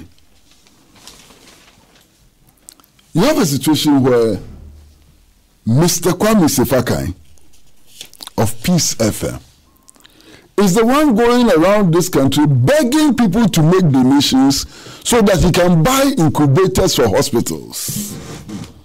How much is an incubator? In what kind of society does it become the burden of a radio presenter to provide incubators for our hospitals when we have a government which collects taxes? These are the important questions. We are living in a society where the provision of incubators for premature babies has become the responsibility of a radio presenter and not the health minister. And we are happy. We are happy. This is the problem with our society. You understand? Now, again, I have learnt a lot from this one-page article which was written by Professor Akosa today. And I'm very grateful to him for making his knowledge available to all of us. His knowledge and his analysis available to all of us. He argues that in situations of emergency, you don't need a bed to treat or stabilize a patient. That is true. That's so amazing. So this whole argument about no bed and so on is a non-starter. It's a foolish argument. It talks about facilities. No, the reason was no bed. Here is a medical practitioner, experienced medical practitioner, who headed the Ghana Health Service and is arguing that you don't need a bed to treat an emergency or to stabilize a patient in an emergency. And he actually says, let me find the relevant place. Let me find the relevant place. Oh, I'll find it very soon, and I'll read it, It says, in Ghana, it happens on a daily basis and no hospital management does anything about it. And so it has become part and parcel of their practice. One does not need a bed to attend to an emergency. The patient could have been attended to on the floor by the car before being put on a stretcher to the emergency room, stabilized, and then ideally the hospital rings around for a bed in any adjacent hospital and send the patient in an appropriate means of transport, an ambulance equipped to maintain life, not the relations driving patient all over the place. You understand? So according to Dr. Akosa, this man, when he arrived, some trained personnel should have moved to the vehicle which brought him, and if need be, should have been treated on the floor, the road, the cement floor, whatever. After stabilization, this person should have been put on a stretcher, not a bed, and pushed to the emergency ward. Now, in the emergency ward, you can treat patients on a stretcher. What's the substantial difference between a hospital bed and a stretcher anyway in Ghana here? In other places, hospital beds have all kinds of gadgets and so on. Here, it's just a bed. So what's the substantial difference between the stretcher and the bed? And that if it was found out that it was necessary to admit, it is the hospital's responsibility to ring other hospitals in the vicinity or elsewhere to find space for the patient. And then the patient should not be moved to the hospital in a car. The patient should be moved to the hospital in an appropriate vehicle fitted with life-saving equipment. This is what he's saying. Who can argue with this? You understand? But you see, here we have come to the conclusion that healthcare is not a national priority. Indeed, national policy on healthcare does not make it a social need. It makes healthcare a commodity like a bottle of Coca-Cola. we make healthcare a commodity like any other thing, like your beautiful shirt and so on. You understand? That is the problem.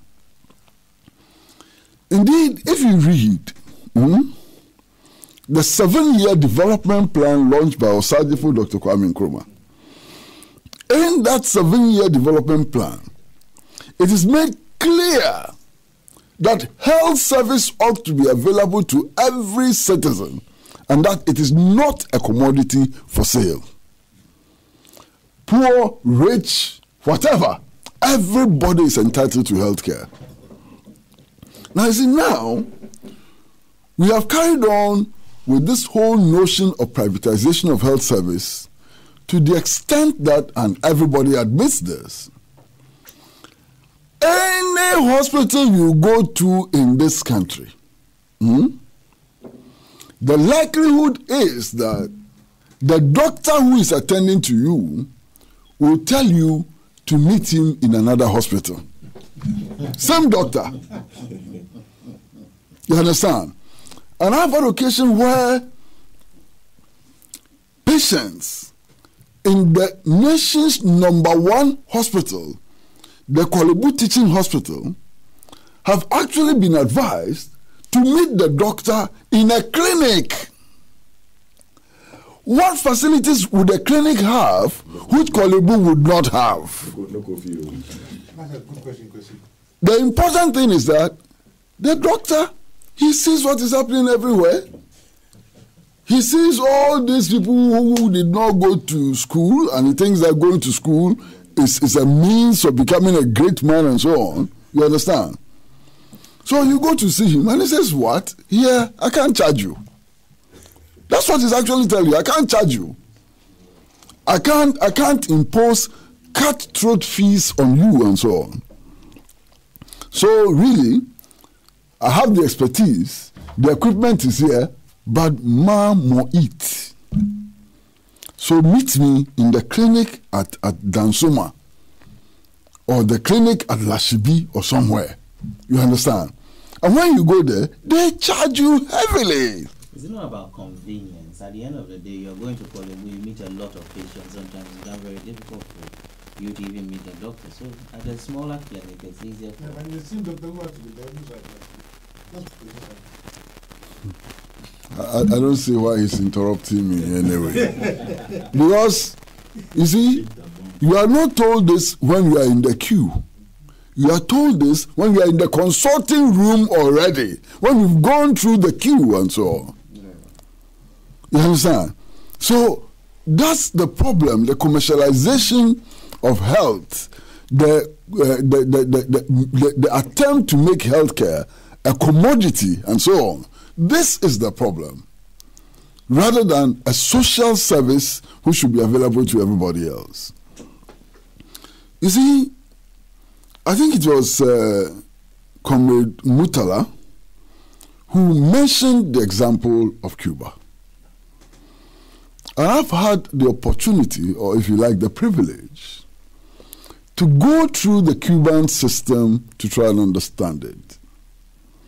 Indeed, I was in Havana when, at the time, he was vice president, John Dramani Mahama, was in Havana negotiating for an increase in the number of Cuban doctors that were being allocated to Ghana. And I happened to have been in a discussion featuring our vice president, John Dramani Mahama, and the Cuban vice president. And I cannot forget this. The Cuban vice president said, look, any number of doctors you want, we will give you. Any number of medical personnel you want, we will give you, because of the excellent relations that exist between us and you. And because of Fidel's commitment to Africa and so on, we are ready to give you any number of doctors you want. But it is a pity that you are coming to us for doctors, because you have better facilities for training doctors than we have. And the Cuban vice president said, look, we train our doctors from our polyclinics. The polyclinics serve as the training grounds for our doctors. How many polyclinics do you have? Why can't you use your polyclinics to train doctors? I mean, that was an eye-opener. We, in Ghana, if you don't have Kolebu, you cannot train doctors. In Ghana, if you don't have Komfo-Anokye, you cannot train doctors. You have to build University of Ghana Medical School to train doctors. The Cubans will rely on, use polyclinics to train doctors. So what is wrong with us? What is wrong with our policymakers and so on? Now that's not all. Cuba is a little island of 11 million people. The things they produce, they depend on. They don't depend on gold because they don't have it. They don't depend on bauxite because they don't have it. They don't depend on crude oil because what they have is so little and is so dense. I mean, the sulfur content is so huge and so on. Cubans depend on two major things: tobacco and sugarcane. And yet, they have managed to build a health system which is the envy of the world. They have a far better health system than the United States of America and the United Kingdom. Cuba is ranked above in the category of the 10 countries in the world which have efficient health systems. Why can't we do better than Cuba? I just wonder. In any case, listen to this. Here, a 70-year-old goes to a hospital, and because they say there's no bed, we all assume that he dies as a result. You understand? Now, in Cuba, every year, every citizen, whether you like it or not, whether you are sick or not, by compulsion, you have to go to hospital twice for thorough medical examination by force. They will check your eyes, they will check your throat, they will check your nose, they will check your heart, everything twice a year. Now, if you don't go to the hospital for these checkups, the doctor responsible for it, because every citizen has a doctor responsible. That doctor has to go to your house to find out why you have not reported for medical examination. If you are unable to give satisfactory reasons, the doctor ought to persuade you to come to the hospital. When persuasion fails, that doctor has to go to the police to report that there's a citizen who has not come for medical examination this year. So the police will move to your house and take you to the hospital so that you can have your medical examination. This is how far the health system has gone. And this is how backward our health system has become. Now, Dr. Akusa writes about many things, you understand? And listen to him. He writes, these events, this is Dr. Akusa, he says, these events are symptoms of a poor health service. Let us not deceive ourselves. The health service is poor on all counts of health systems. You can understand? So for him, this particular instance is symptomatic of a failing and collapsing health system. And he says that we are poor in finance, drugs, medical technologies, medical information, human resources, service delivery, and also research that underpins everything, and community participation. You understand? So from this one incident of one man dying, because it is believed that there were no beds in our hospitals and so on, look at the other issues that are popping up about our health service. And you see, I get sick really sick when sometimes I listen to public officials who have been entrusted with the responsibility of looking at our health. There's been this ongoing debate about the University of Ghana Medical School. And the other time, when the debate first broke, I heard the Minister of Health, Minister of Health. I mean, after the president, he has the ultimate responsibility for securing healthcare in the country. And the argument was that, look, we cannot open that university hospital because it doesn't have standby generators. I said, okay, maybe the minister is right. Even if the minister is right, what does it take to have standby generator in that hospital? You can't provide standby generator in Accra in a matter of 1 hour? What does it take? All of these companies selling standby generators, if the president were to make an appeal that we have an emergency, we want to open this hospital, we need a standby generator to open the hospital, it will take less than 1 hour. You will have standby generators for free. You will have it for free. And yet, it is an excuse for not opening the hospital. And then you know the worst part? Journalists went to the hospital and found that there were standby generators who could power the hospital and power the whole university community. So, there's an element of lying, irresponsible lying, and so on.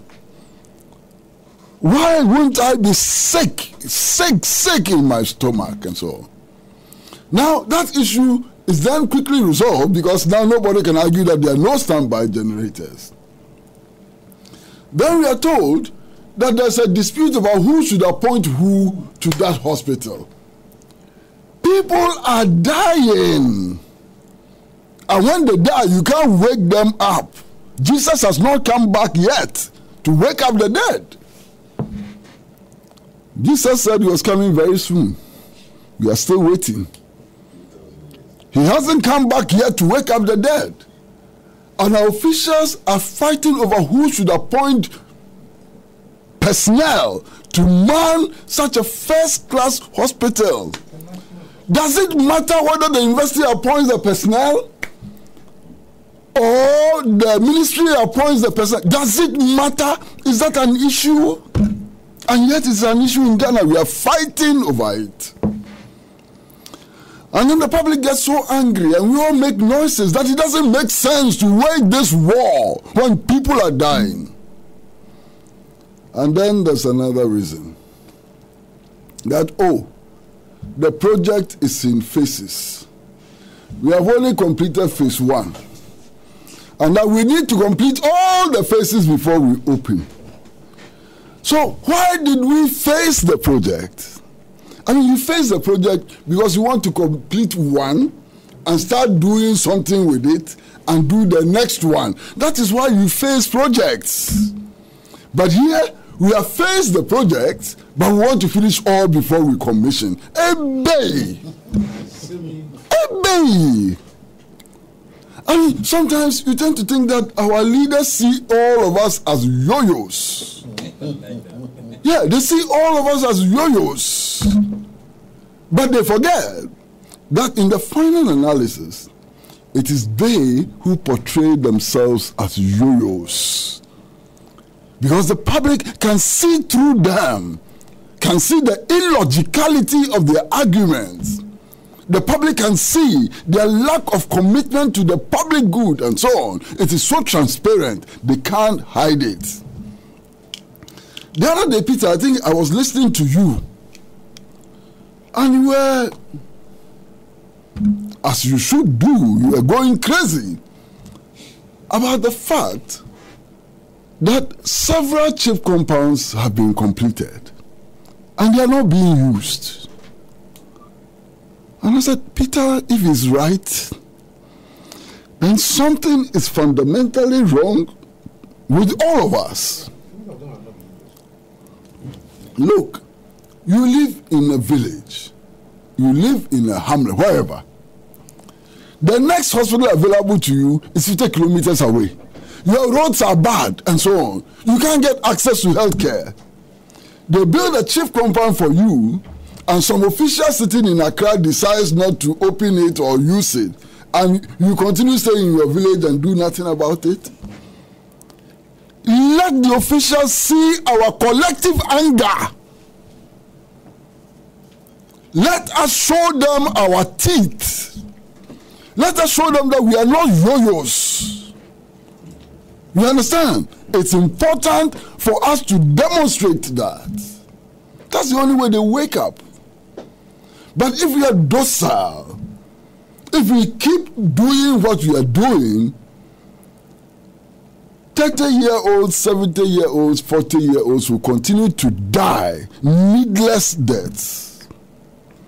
What is this? It's unbelievable. And then you see, sometimes we too, we day inside.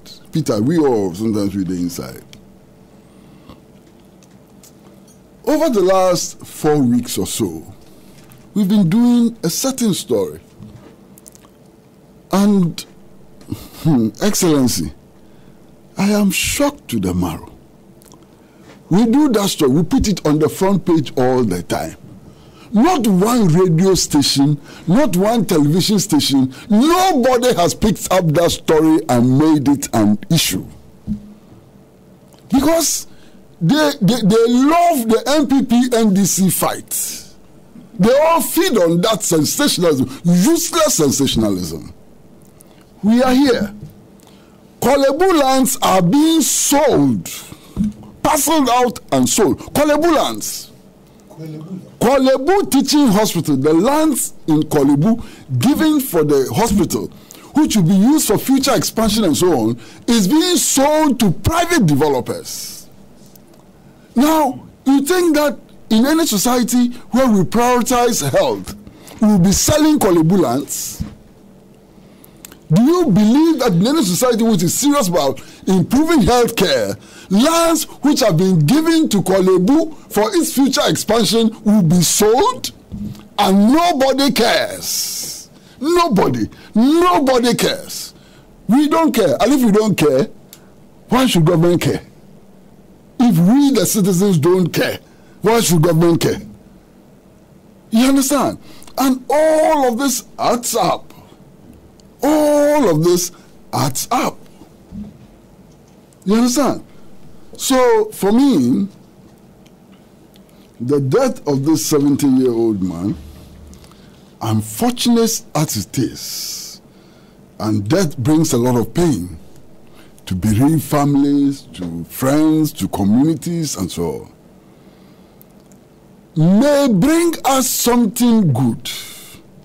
That something good is for us to wake up to a reality that what we have, truly speaking, is not a health service which can prevent disease and save ordinary people from death. Look, I've been listening to stories of those who have to go through dialysis twice a week.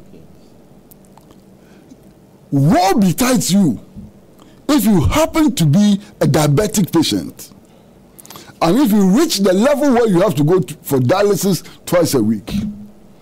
If you are not rich, you will die. And then we complain about corruption.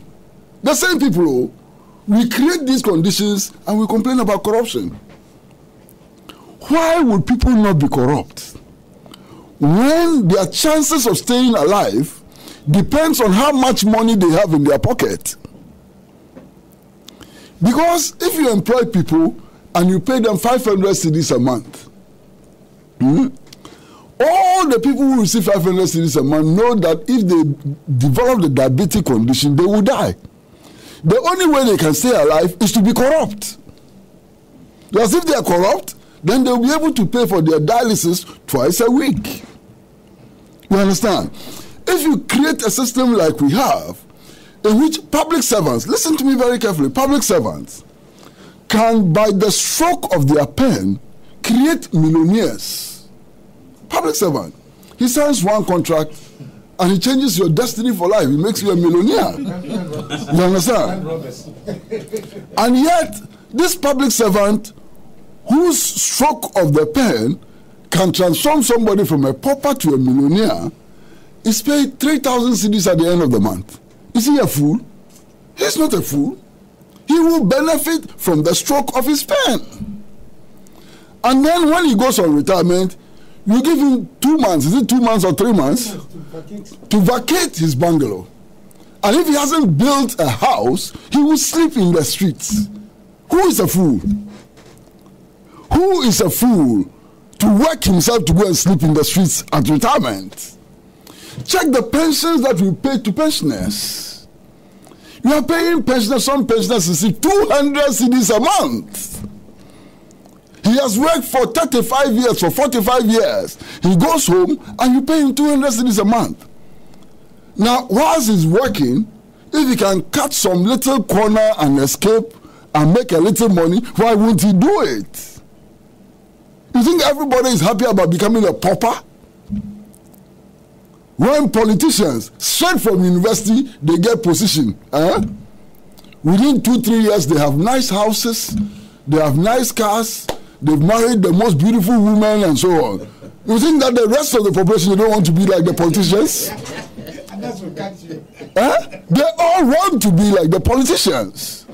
So the standards we set are the standards which have taken us here. Our vision of society, what kind of society do we want to build? And in that society that we want to build, what should be the role of healthcare in shaping that society? What should education contribute in building that society? And so on. This is where we are. Of course, the current government has made it very clear. They want to build a society or maintain this society in which money rules. They want to build a society which is based on a principle of property-owning democracy. They want to build a society in which the private sector is the engine of growth and so on. They have defined the kind of society they want. Is that society serving our needs? And if that society is not meeting the needs of its people and so on, what is the counter vision? Who is articulating that counter vision? Who is pushing that counter vision? And then you get to a situation where all of us, somehow, we think that the way to get respectability is to get endorsement by our opponents. So even as we argue with our opponents, we try to be very close to them. You understand? So we say that our ideology is social democracy. What is social democracy? Let somebody define social democracy. Is social democracy any different from capitalism? Abba. Yes. Thank you. There's no difference. No difference.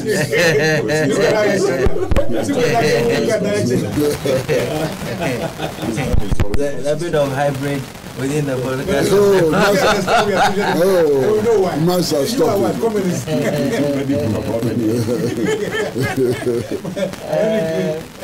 Those who say they are capitalists, the other do say they are progressists. Those who say they are bridges in the schools. Making themselves popular by adopting leftist ideas. This one here says, fathers are cherished in the heart, devoid of distance and physical touch. Every man can father a child, but it takes a good man. Okay, thank you. Tomorrow. Alhaji N in Quick Farm says, in my humble opinion, I think the Minister for Health must be sacked by now because he has not lived up to his quotation. He has failed Ghanaians totally. It is unacceptable for one to die because of lack of beds in our hospital. Government it has the responsibility to protect lives and properties of its citizens, which this government has failed to do. Ghanaians deserve better. Thank you. This one here says, okay. Nyame Charles from Asamankesi says, Witchcraft is not only flying at night, it also includes allowing innocent Ghanaians to lose their lives simply for lack of beds, whilst other ready facilities are still waiting to be opened for services. Our current government and leaders must bow their heads in shame. This is not the Ghana Dr. Nkrumah and Mahama had envisioned. My prayers and sympathies are with the families of the late 70-year-old sending. That did not also come with a name. It's okay.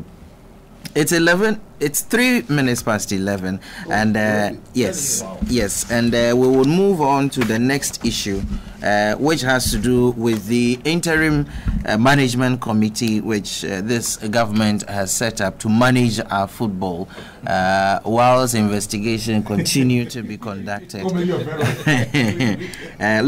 This week I have been reading some legal positions on this matter, but Prof, you are a football person. Let me start the discussion on this topic with you on this one. Okay. This is not an Agosu matter. You know,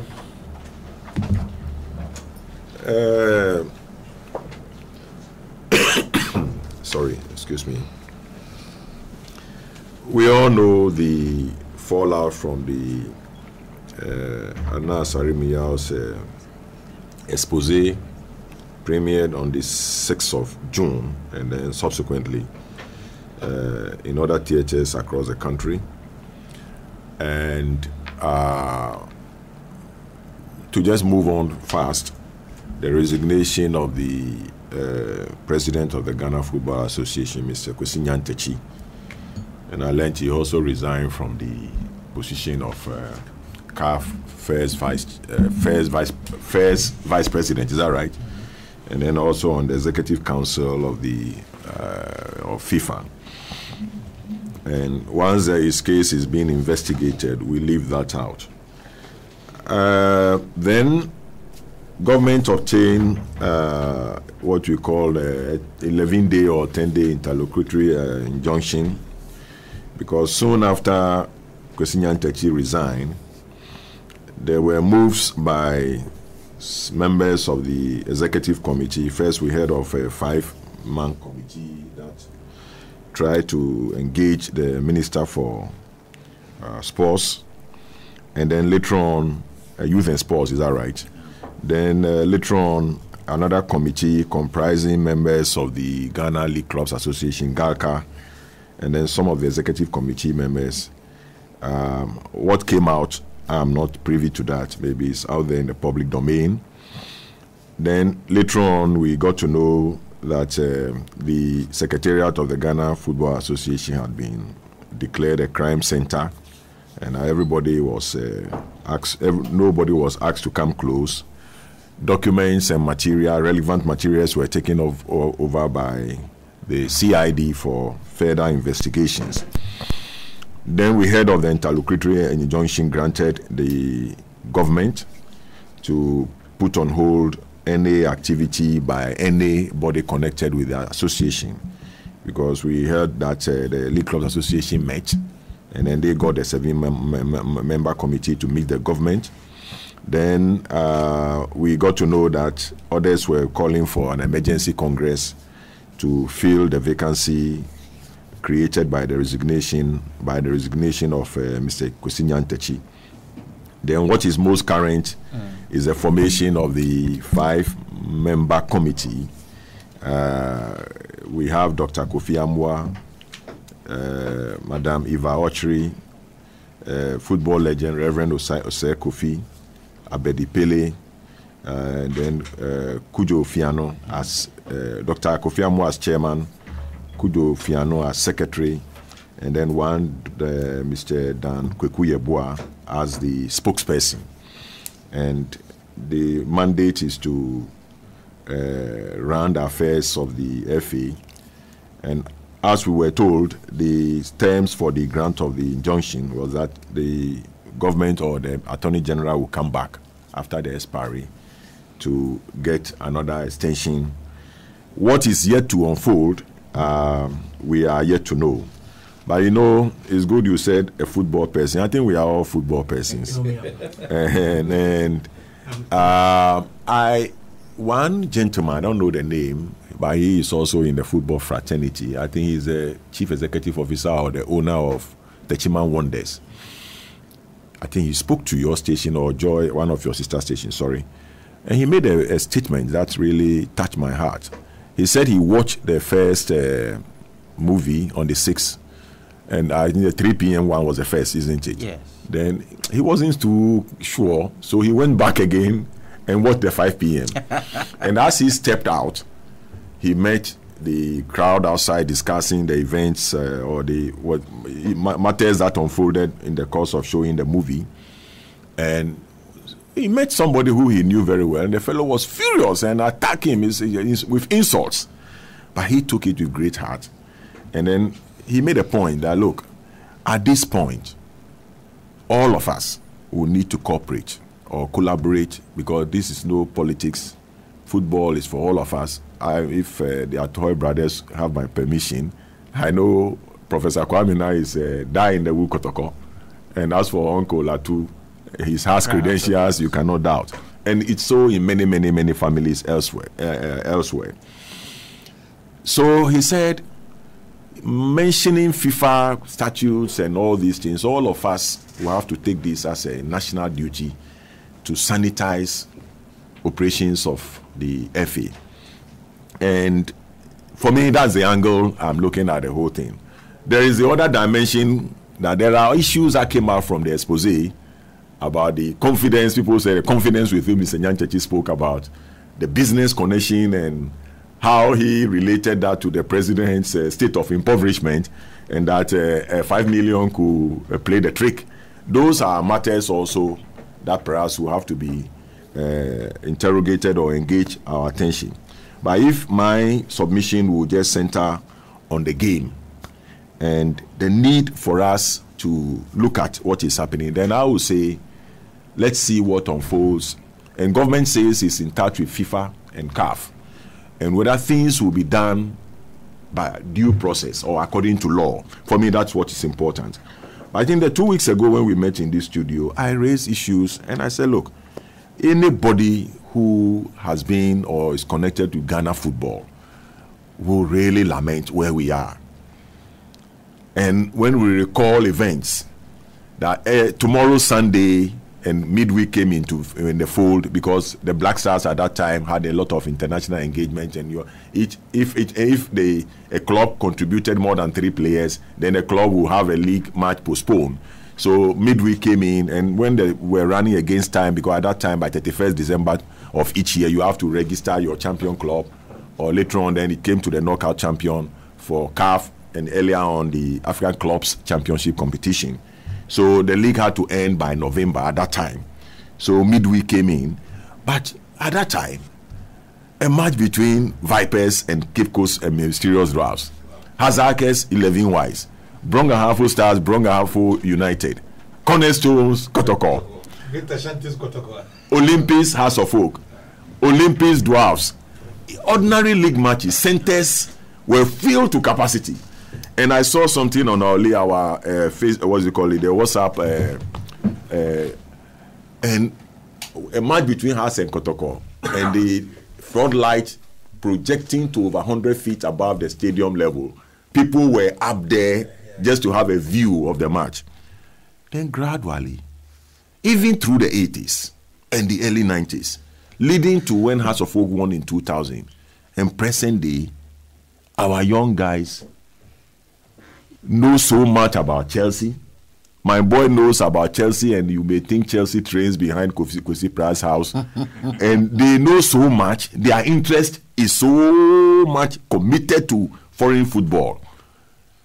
And I could remember indicating that the confrontation and the attitude of the FA when it came to no other thing other than the Black Stars.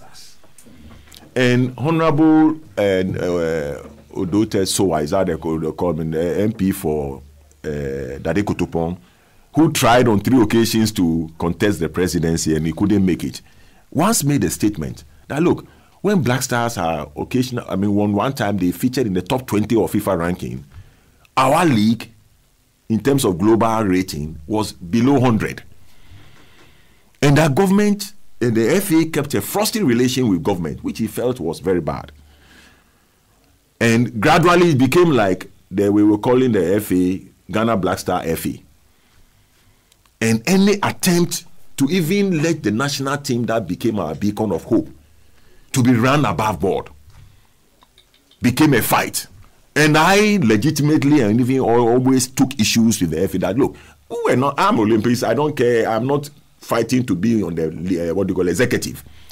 But if you don't run the club well, and you don't run our passion well, that's the football, the national team, we need to talk. And if you look back and you bring out the facts, Black Stars since 1982 had not won any major tournament. Except in the 80s that they participated every year in the Merdeka Games. It was like invitational tournament in Malaysia, and we won once or twice. A club like Kotoko, an institution, how many supporters do Manchester United have? If it's on the global million population, Liverpool, but within UK, how many supporters do they have? They are confined to cities, and it's divided between Manchester City and Manchester United. But look at the support base of Kotoko, Accra House of Folk. And look at where Hearts trains. With due respect to them, though.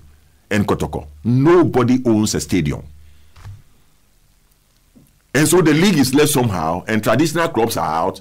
And the FA now is saying football belongs to football. So they are now owners of clubs. And what irked me most was that some of them who are taking clubs to relegation will now tell you that don't talk about the national team. But the national team is the government's team. That's the Ghana's team. Formed in 1957. And so any president is a chief patron. Yes. And the government of the day is the owner of those of them who run the clubs. They want to tell me if you appoint chief executive officer, would the chief executive officer not be accountable to the board of directors? Even now that the clubs are supposed to be professional and limited liability companies registered with shareholders and board of directors. So it is the posturing and the total neglect of the basis for which they are on the GACA and on the FA. You are all club owners. You say football belongs to football according to FIFA statutes. So fine. 2009, Ghana won the World Youth Championship, or that is FIFA Under 20. My brother, look at other countries that won the major youth tournament. That's supposed to be the breeding grounds for the national teams. Neymar, Oscar, and others. Neymar was the generation behind the days 2009. How many of them dominated our national team?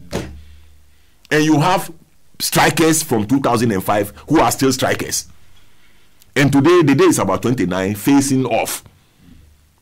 So if the national team even were to the heart of the FA, who said government, though government owns it, doesn't have to come, how did they nurture the national team?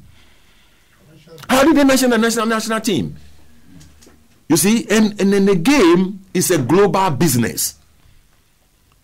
In fact, the economy of the world football is only second to the economy of Japan or the US.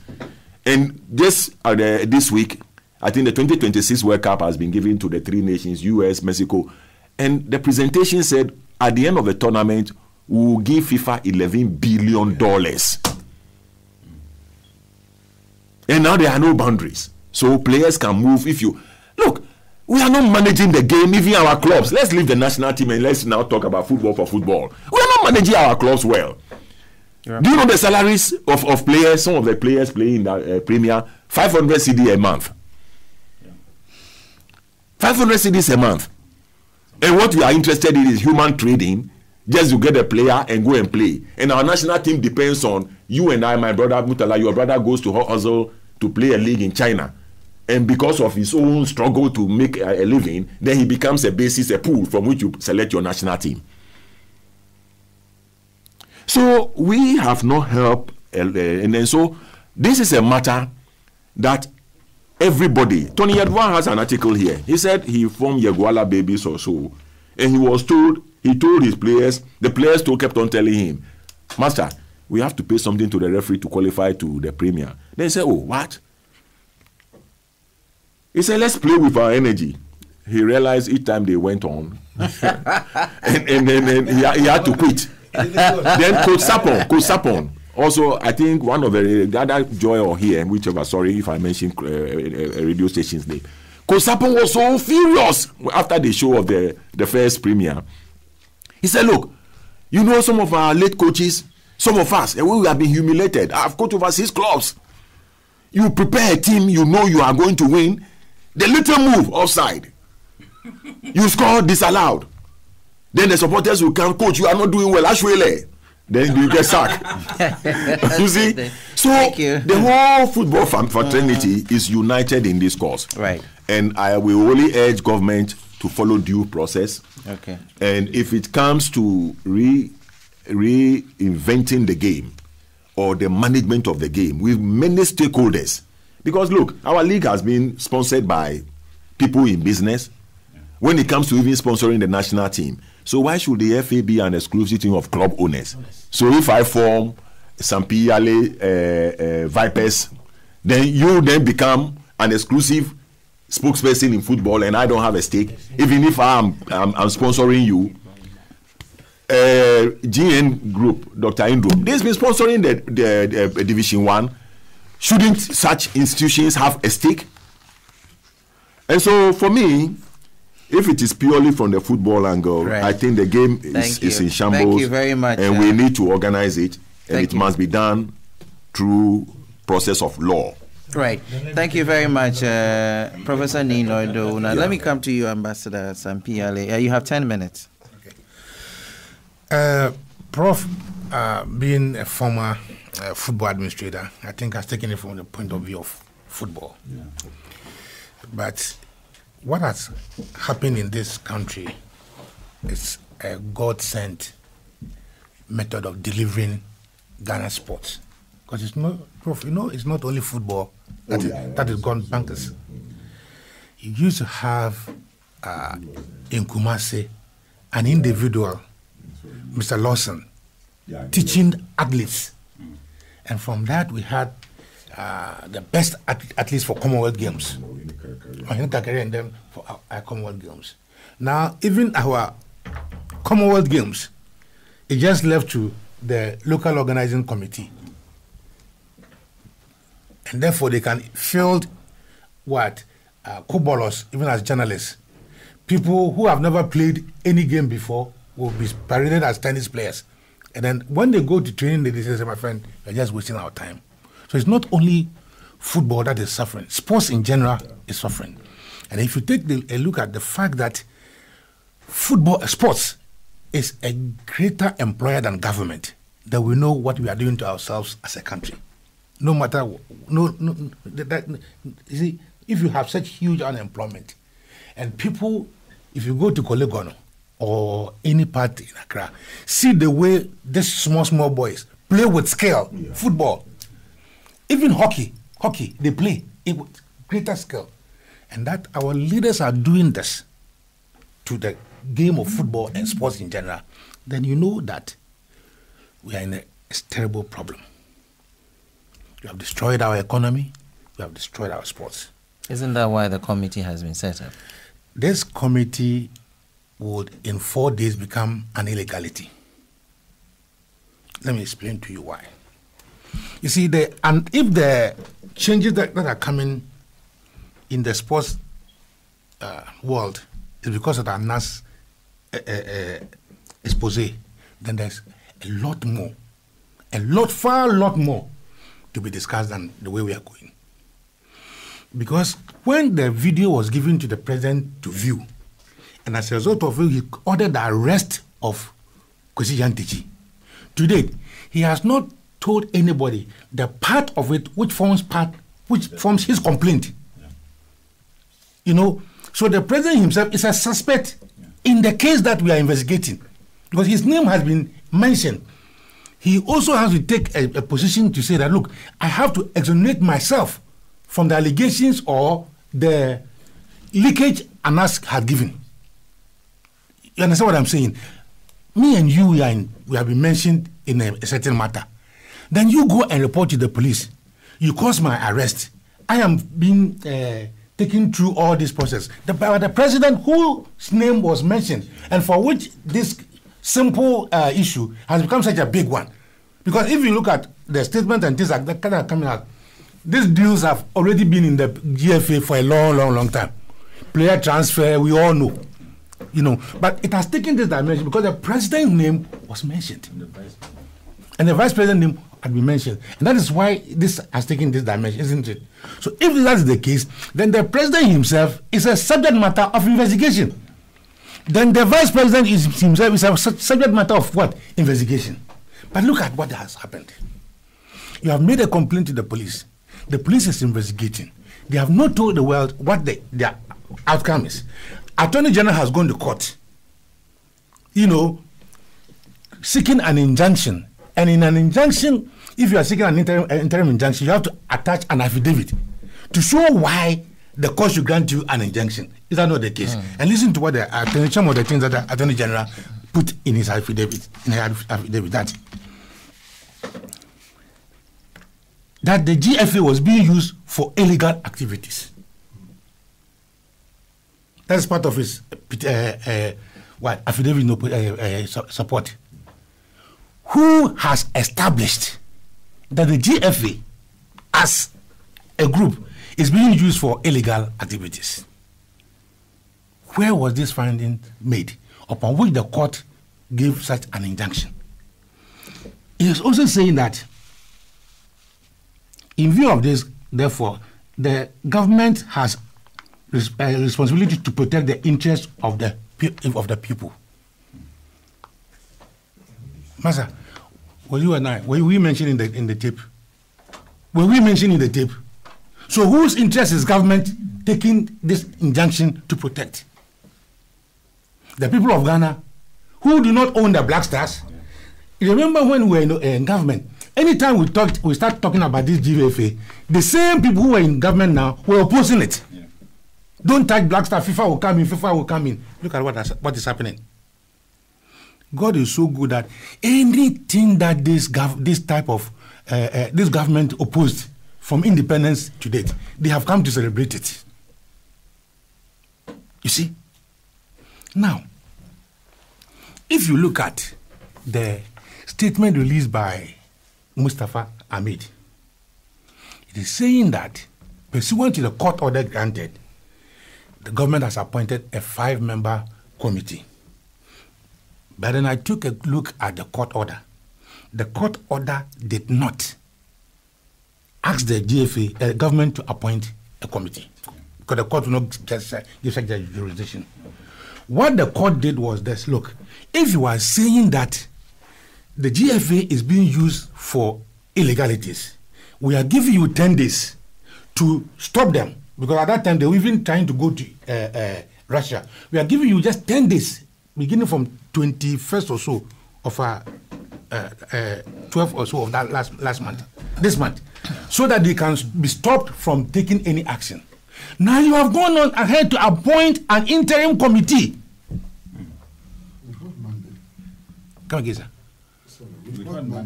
That's the question I'm asking.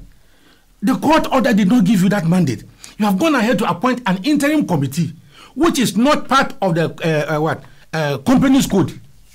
Because when a company is dissolved, it goes to a liquidator. It doesn't go to an interim committee. So, facing the company's code, there's a flaw. Then you come to the issue of what the court has ordered. The court has ordered that none of the members of the GFA, its executives and officials, should take any action in relation to sports administration. Then the question is, Kujo Fiano was a member of the GFA, was he not?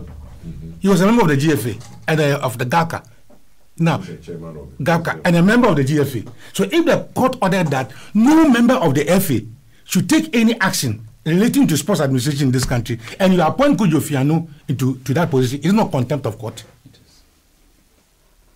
I don't know who is advising the government in this rather bizarre way. The court has not given that mandate to establish any committee. FIFA statute does not agree. I state that. But if you even read the statement issued by Hamid, the government would engage as though they have not started engaging FIFA. on these matters. Now, let us look at the other members of the committee. Dr. Amwa. I don't know him, but anytime you Google his name, what comes out that he was the chairman of the local organizing committee of the CAN, whatever, 28. Is it not the same CAN 28 who that brought the Uyome case? Yeah. Exactly. Is it not the same CAN 208 organization which Kofi Amwa was the chairman that brought out the 208? Have they published their accounts? Have they? Now, apart from Kojo Fiano, whose membership of this committee is contemptuous, and Kojo Fiano, I'm advising you, talk to your lawyers and step out of this committee because it's a huge illegality. Now we talk about Abedi Pele. We all respect Abedi Pele's contribution to sports in this country.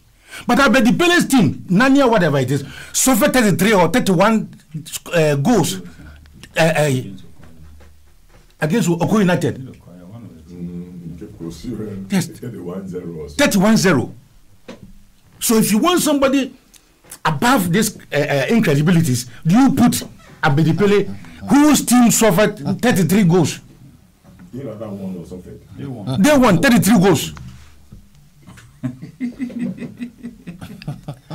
Look at the problem Kosi Apia is having with Abedi Pele's children in the national team. Now you put Abedi Pele. I am not doubting at all that Abedi has done so well, contributed to football of this country. But if his team can win 33-1, and if Kojo Amwa, whatever, Mr. Amwa, is it Dr. Amwa, Kofi Amwa, was the chairman of the LOC, that brought the Uyome issue. If Fianu and who's the other one, Ose Kofi is 72-year-old man, 72-year-old man living in Kumasi. Are you saying that you should relocate to Accra to take the administration of the GFA? Peter.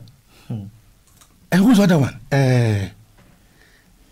Eva Ochre. That woman I don't know. But I believe that she's in connection with the vice chair of the disciplinary committee also. Of the FA. So he's an official of the FA.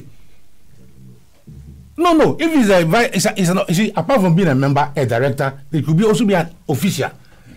Official means that you have served on his committees or you are a member of his committees. So she herself is also putting herself in a contemptuous position against the court's own ruling, pursuant upon which this committee has been established. I am not against any member of this sporting fraternity being on it, but the issues are very clear. Now, coming back to what Prof says, the ownership of the Ghana Black Stars. I think after these issues, we should settle it once and for all. The GALCA, I'm informed, is the clubs that have come together to run the leagues at the premier and whatever levels, isn't it? So legitimately, if there are outstanding matches to be played, the government should rather charge the GALCA to be responsible for the yet to be played league. You understand? As you sort it out with the blacks, the FIFA on the national teams, nobody can convince me that the GFA members or the GALCA members have contributed one dime to the management of the Black Stars. No, at all. It's the taxpayer that is paying for every person that has kept the national teams running. If there is the taxpayers' money to keep the Black Stars running, why should individuals, you understand, individuals allocate to themselves that we are the owners and the bosses of GFA and that nobody can talk about GFA? Why? What is this unfairness to the taxpayers? Okay. Mr. President, please take advice. First and foremost, you yourself, either rightly or wrongly, you are a suspect in this matter. I'm saying so legally because you reported the matter as a complainant to the police for investigations to be conducted. If there's any finding that has been made by the police upon which you are going to use to convict Kosi Yamtechi in the charges that he's going to face in court, let us know the charges. Okay. No, just 1 minute. Secondly, if you read FIFA's statutes, yesterday when America and Mexico won the in Canada won this. There was an interview, and Infantino is your new boss now. He said, somebody asked, oh, okay, now that America is going to host this, don't you think President Trump, aren't you afraid that President Trump will override? I said, I'm not afraid of anything. Football is for football people. This is what he said. And nobody can take over FIFA. I think this is a global application. If that is the case, Mr. President, send an SOS to FIFA that this is a situation we are facing. You understand? The FIFA itself can come and conduct an emergency congress to set up a body. You understand? To work with the government as we go through these transitions. But the methodology of going to court to dissolve GFA in an ordinary way as a company, without appointing a liquidator or receiver, but appointing an AMC is not part of the law of the country. Right. Thank you very much, Ambassador Sampi Iyale, for that submission. Comrade Mutala, 10 minutes, please. Well, Caesar, I think that the government has succeeded in setting the agenda for all of us to follow. The government has succeeded in changing the narrative, and for which reason, consciously or unconsciously, every single Ghanaian is deceived into thinking that the problem we have at hand has to do with the mess at GFA. As a matter of fact, the problem has to do with the mess at the presidency. As a matter of fact, the problem is beyond what every single Ghanaian who loves sports, particularly football, knew before the Anesis expose. Now, on the issue of constituting these members, not taking cognizance of the fact that there could be contempt, for me, demonstrates how sublimely incompetent and fantastically corrupt this government is. Look, I won't go into some of the issues that have been raised very well by Prof and Ambassador. On the issue of how the local league is dying, I think that it's completely dead. On the issue of the illegalities, I dare not venture into that area since His Excellency, who is a lawyer of standing, has actually commented on it. I want to focus on the corruption bit. You have a tape, a videotape which was made available to the president by Anas, and of course Kweku Baku happened to be Anas's mentor. And upon viewing the video, the president reported Mr. Kwesi Nyantakyi to the police CID to investigate the man. He was arrested and was investigated, or they started the process of investigating him. The president and the vice president watched the video at a time when nobody watched it, perhaps except Kweku Baku and Anas Armiao Anas. Now, I had the opportunity to have watched the video at the conference center. And the disappointment that many people had for watching the video was the fact that at the end of the video, an opportunity was given to the president and the vice president, who are all accomplices of this allegation, to clear themselves. The question is, why not given the other people cited in the video same opportunity to clear themselves? What is good for the goods should be good for the gander. Now, if the president and the vice president names were mentioned, just as the names of the other people who were mentioned, some of whom were captured on video, you should have given them same opportunity.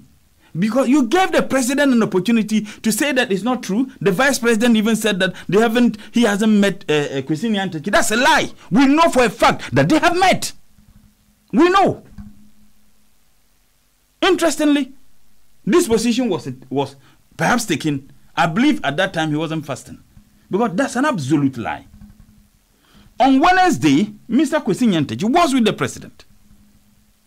The man traveled to Morocco, and then you asked the CID to arrest the man. But you know what, Your Excellency? I would even come to the woman in charge of the CID. The woman is not fit to be a CID officer, let alone heading that particular institution. I have no doubt at all in the capability of the CID to do their independent work. But I have every reason, justifiably so, the woman unfitness of being there. This is a woman who was caught on tape, covering up corruption, crime. And now the police themselves told us. The woman said, oh, that's my voice, but it's been doctored. A+ says, no, I haven't doctored any voice. That is your voice. The police said they had commenced investigation into the matter. The investigation was going to establish two and only two things. One, it was going to establish that the voice was indeed doctored, and for which reason A+ wouldn't be a free man. Because doctoring anybody's voice is a crime, let alone a CID boss. The other leg of the investigation was that it was going to establish that the voice was not doctored. A+ didn't dock the voice. It was through your voice, and for which reason you wouldn't even be fit to be there, morally and ethically. Now, out of nowhere, the president promoted the woman. Because he happened to have family relations, or is it brother's wife relations with the woman. And such a woman is heading this investigation. A woman who herself was a subject for investigation in a matter which conclusion we do not know. So is it surprising that a purported written statement, caution statement of Mr. Nyantakyi will find its way to the media? And again, you see, why I say this government succeeded in doing that, everything they are doing is to cover up the complicity of the president, the vice president, and his ministers. That is precisely what the agenda is. And they seem to be succeeding in doing that. If you listen to the discussion, the debate is about the rot in GFA. We all knew there was rot. It is good to clean it up, but clean up the presidency. It is in the interest of the president and the ministers mentioned. It is in their interest to clean up. Look, when that thing happened, you have a journalist and a good friend of Mr. Kwesi Nyantakyi who sat on multimedia, Joy TV, and said that Kwesi Nyantakyi is a very good friend to the president. And that the first 10 people the president called after he won the elections, Mr. Kwesi Nyantakyi was one of them. And that he is a financier of the NPP and financed the President Nana Ado's elections in 2016. Let no one tell me that this was just the gentleman's statement. Not a single opposition has been raised against the statements that the gentleman made. Not a single. Now, you have another narrative is that, oh, the man was just bragging. There were correspondence even after the incident. What kind of correspondence happened? In what reward that there were correspondence, emails were exchanged. What were contained in those emails? So this charade of committees and management, which in itself violates the independence of FIFA or even GFA. Now, interestingly, Prof, the same president, less than a year ago, when Songo, what's the gentleman's name? Countryman Songo, asked the president a specific question about the rot and financial management at the GFA. The president said that he is aware of the independence of the GFA and that he will never get himself involved in it. So what has changed? This was the president's response, his response to a question asked by Countryman Songo. On the very things the president said he was not going to do, he did the opposite. Now, you know why? The reason why the president did the very things he claimed he wasn't going to do and never would do is because he's been cited in this allegation of bribery. So it is just a calculated attempt to mislead the people of this country once again, to cover up crime. Look, if you ask me, I will tell you, all these committees and others the president is setting up is nothing but a lipstick on the lips, on the ugly face of corruption. That is precisely what the president is doing. Right. So let it be made very, very clearly that yes, it is in the interest of football-loving Ghanaians that the road at the GFA must be cleaned up. But we think what is even most important is the role at the presidency, the allegations. Even in the tape, Mr. Kwesi Nyantakyi said that the NDC contractors, what it means is that contractors who did work under the NDC wouldn't be paid and that their monies will rot. Lo and behold, contractors who did work under the NDC haven't been paid. Most of them have not been paid. And even those who have been, they just pay you something little. We have the Contractors Association raising these issues. So let it be made very clearly that we will not forget of the allegations leveled against these people. But you see, don't be surprised. If you have student leaders who were impeached for chopping students' money, and they are deputy ministers, what do you expect? If you have ministers of state who were rusticated for copying and they become ministers, what do you expect? If you have presidential candidates who dip their hands into parties' coffers at the blind side of party chairman and secretary and they become presidents, what do you expect? So this thievery shouldn't be surprising to anybody, but let it be made very, very clearly to this government. We will hold them accountable until we get to know the role the president played in this. Someone should tell us, and I don't have any confidence in the CID boss as the leader of this investigation. I have confidence in the CID. And if she was honorable, she would stay off that investigation. Because nothing that she's going to do that many people will have trust in it, because even if a caution statement which is supposed to be under her care, such statements can find their way to the media. Last point. Just 30 seconds. Joy FM said, when they came with the lie through Evans Mensah, that in the Kwesi Nyantakyi gave an expose. He gave damning revelations that his friends even gave President Mahama and the NDC $8 million, and that the investigation has taken an international dimension. We would want to know from Joy FM how far with that investigation. And we would want to know from the CID how far of that investigation, because it is of importance to all of us. We would want to know. Thank you very much, Comrade Murtala Ibrahim Mohammed.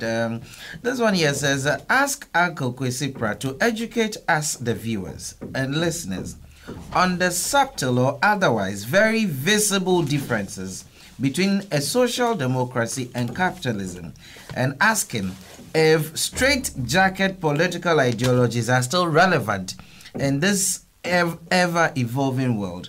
Love listening to him. And he says, you look great in your two Ghana CD Cantamanto braces. Thank you. Are you ready? I like that. Thank Can you. you get this for 2 CDs? Ghana must be sweet. I go, Brett. Well, I think that this discussion is not about the expose of Anas. I think it's not about all the other things that have been said over and over again. This discussion essentially is about the dissolution of the GFA and the appointment of an interim body to manage the affairs of the GFA. And I recall that at the very beginning, the Minister for Information issued a statement in which he said that government was taking steps which would lead to the dissolution of the GFA. Right. Whilst the minister actually issued a statement which stated categorically that government had dissolved the GFA. It was this that brought up the different arguments. Those who thought that the government had no power whatsoever to dissolve the GFA. And I'm in sympathy with those who hold the view that the government has no power to dissolve the GFA. Indeed, I'm told that the GFA is a public company limited by guarantee. And if that were the case, the government would have no locus whatsoever to liquidate it, because what the government essentially is doing is to liquidate it. Now, it turned out that the Minister of Information was right and that the Minister of Sports was wrong. Because eventually, the Attorney General went to court to get a court order in order to liquidate the Ghana Football Association. So far, the court has placed an injunction on the activities of the Ghana Football Association for 10 days. Then in the midst of all that, we are told that government has set up an interim body. With what powers? With what powers?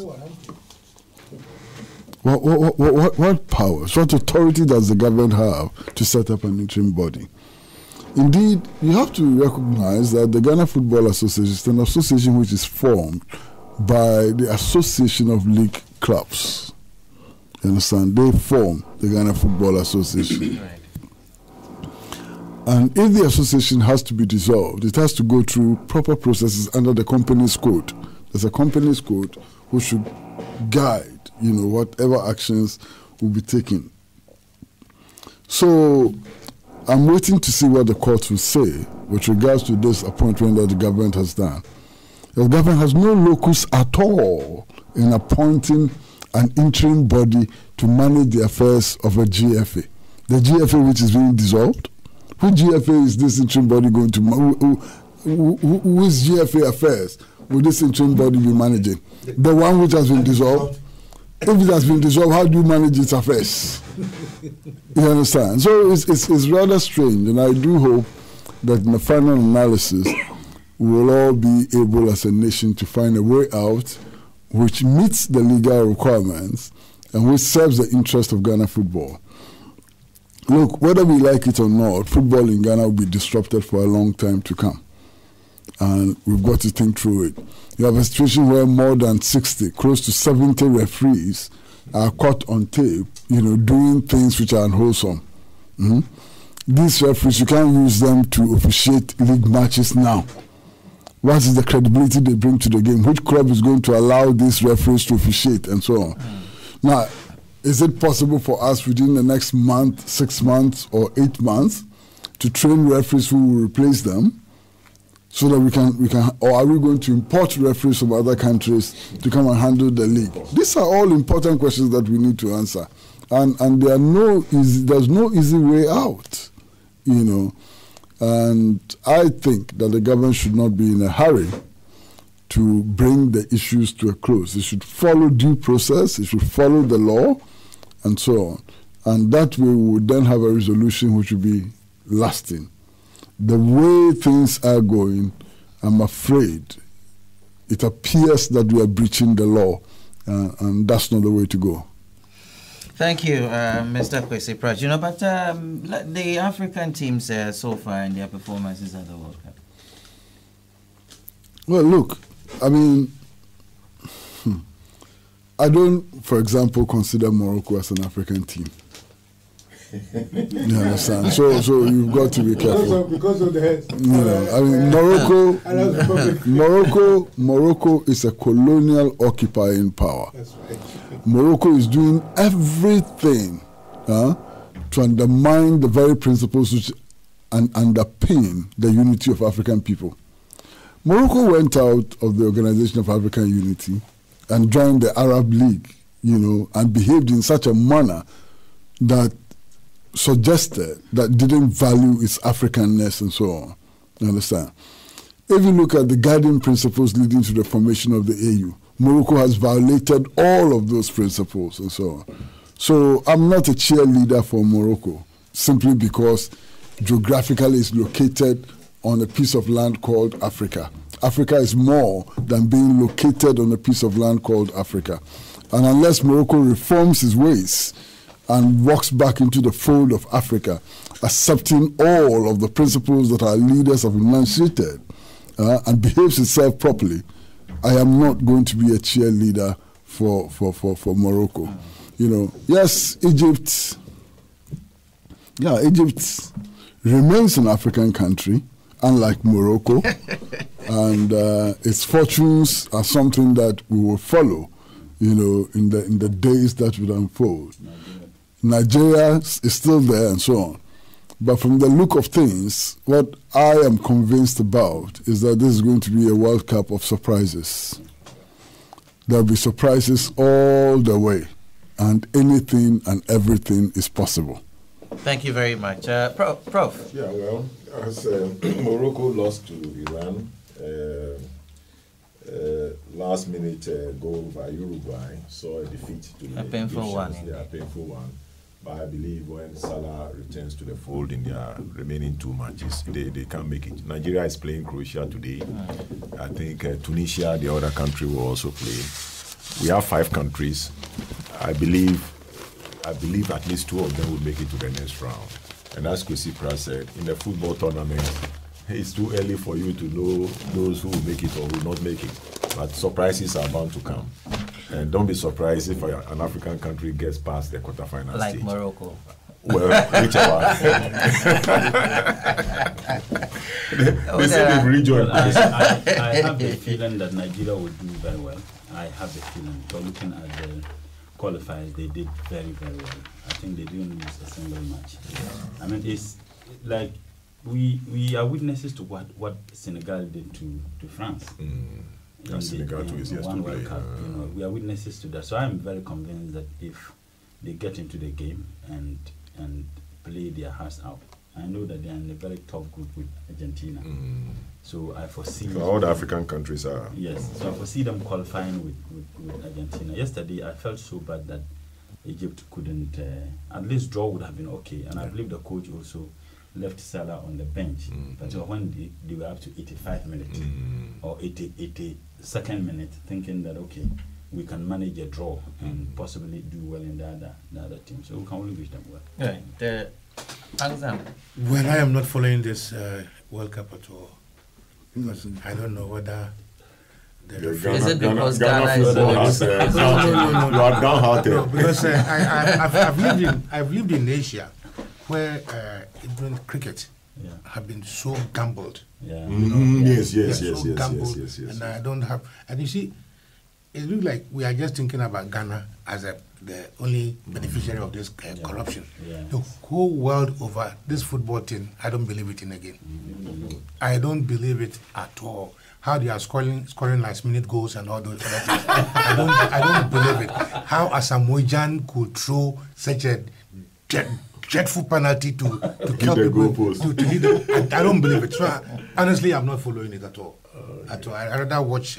But there are 5 African countries. So. Well, I'm watching the tennis. There's also a tennis game going on. But who told you that tennis is great? They don't. At least I play tennis, so I'm just watching the skills. But for me, perhaps they are the one who doesn't bribe in tennis. The way this team, he says, have scored last minute goal. Uruguay, Egypt. I don't believe in it. I don't. The way that they said somebody fell down and yesterday they were talking Ronaldo, whatever.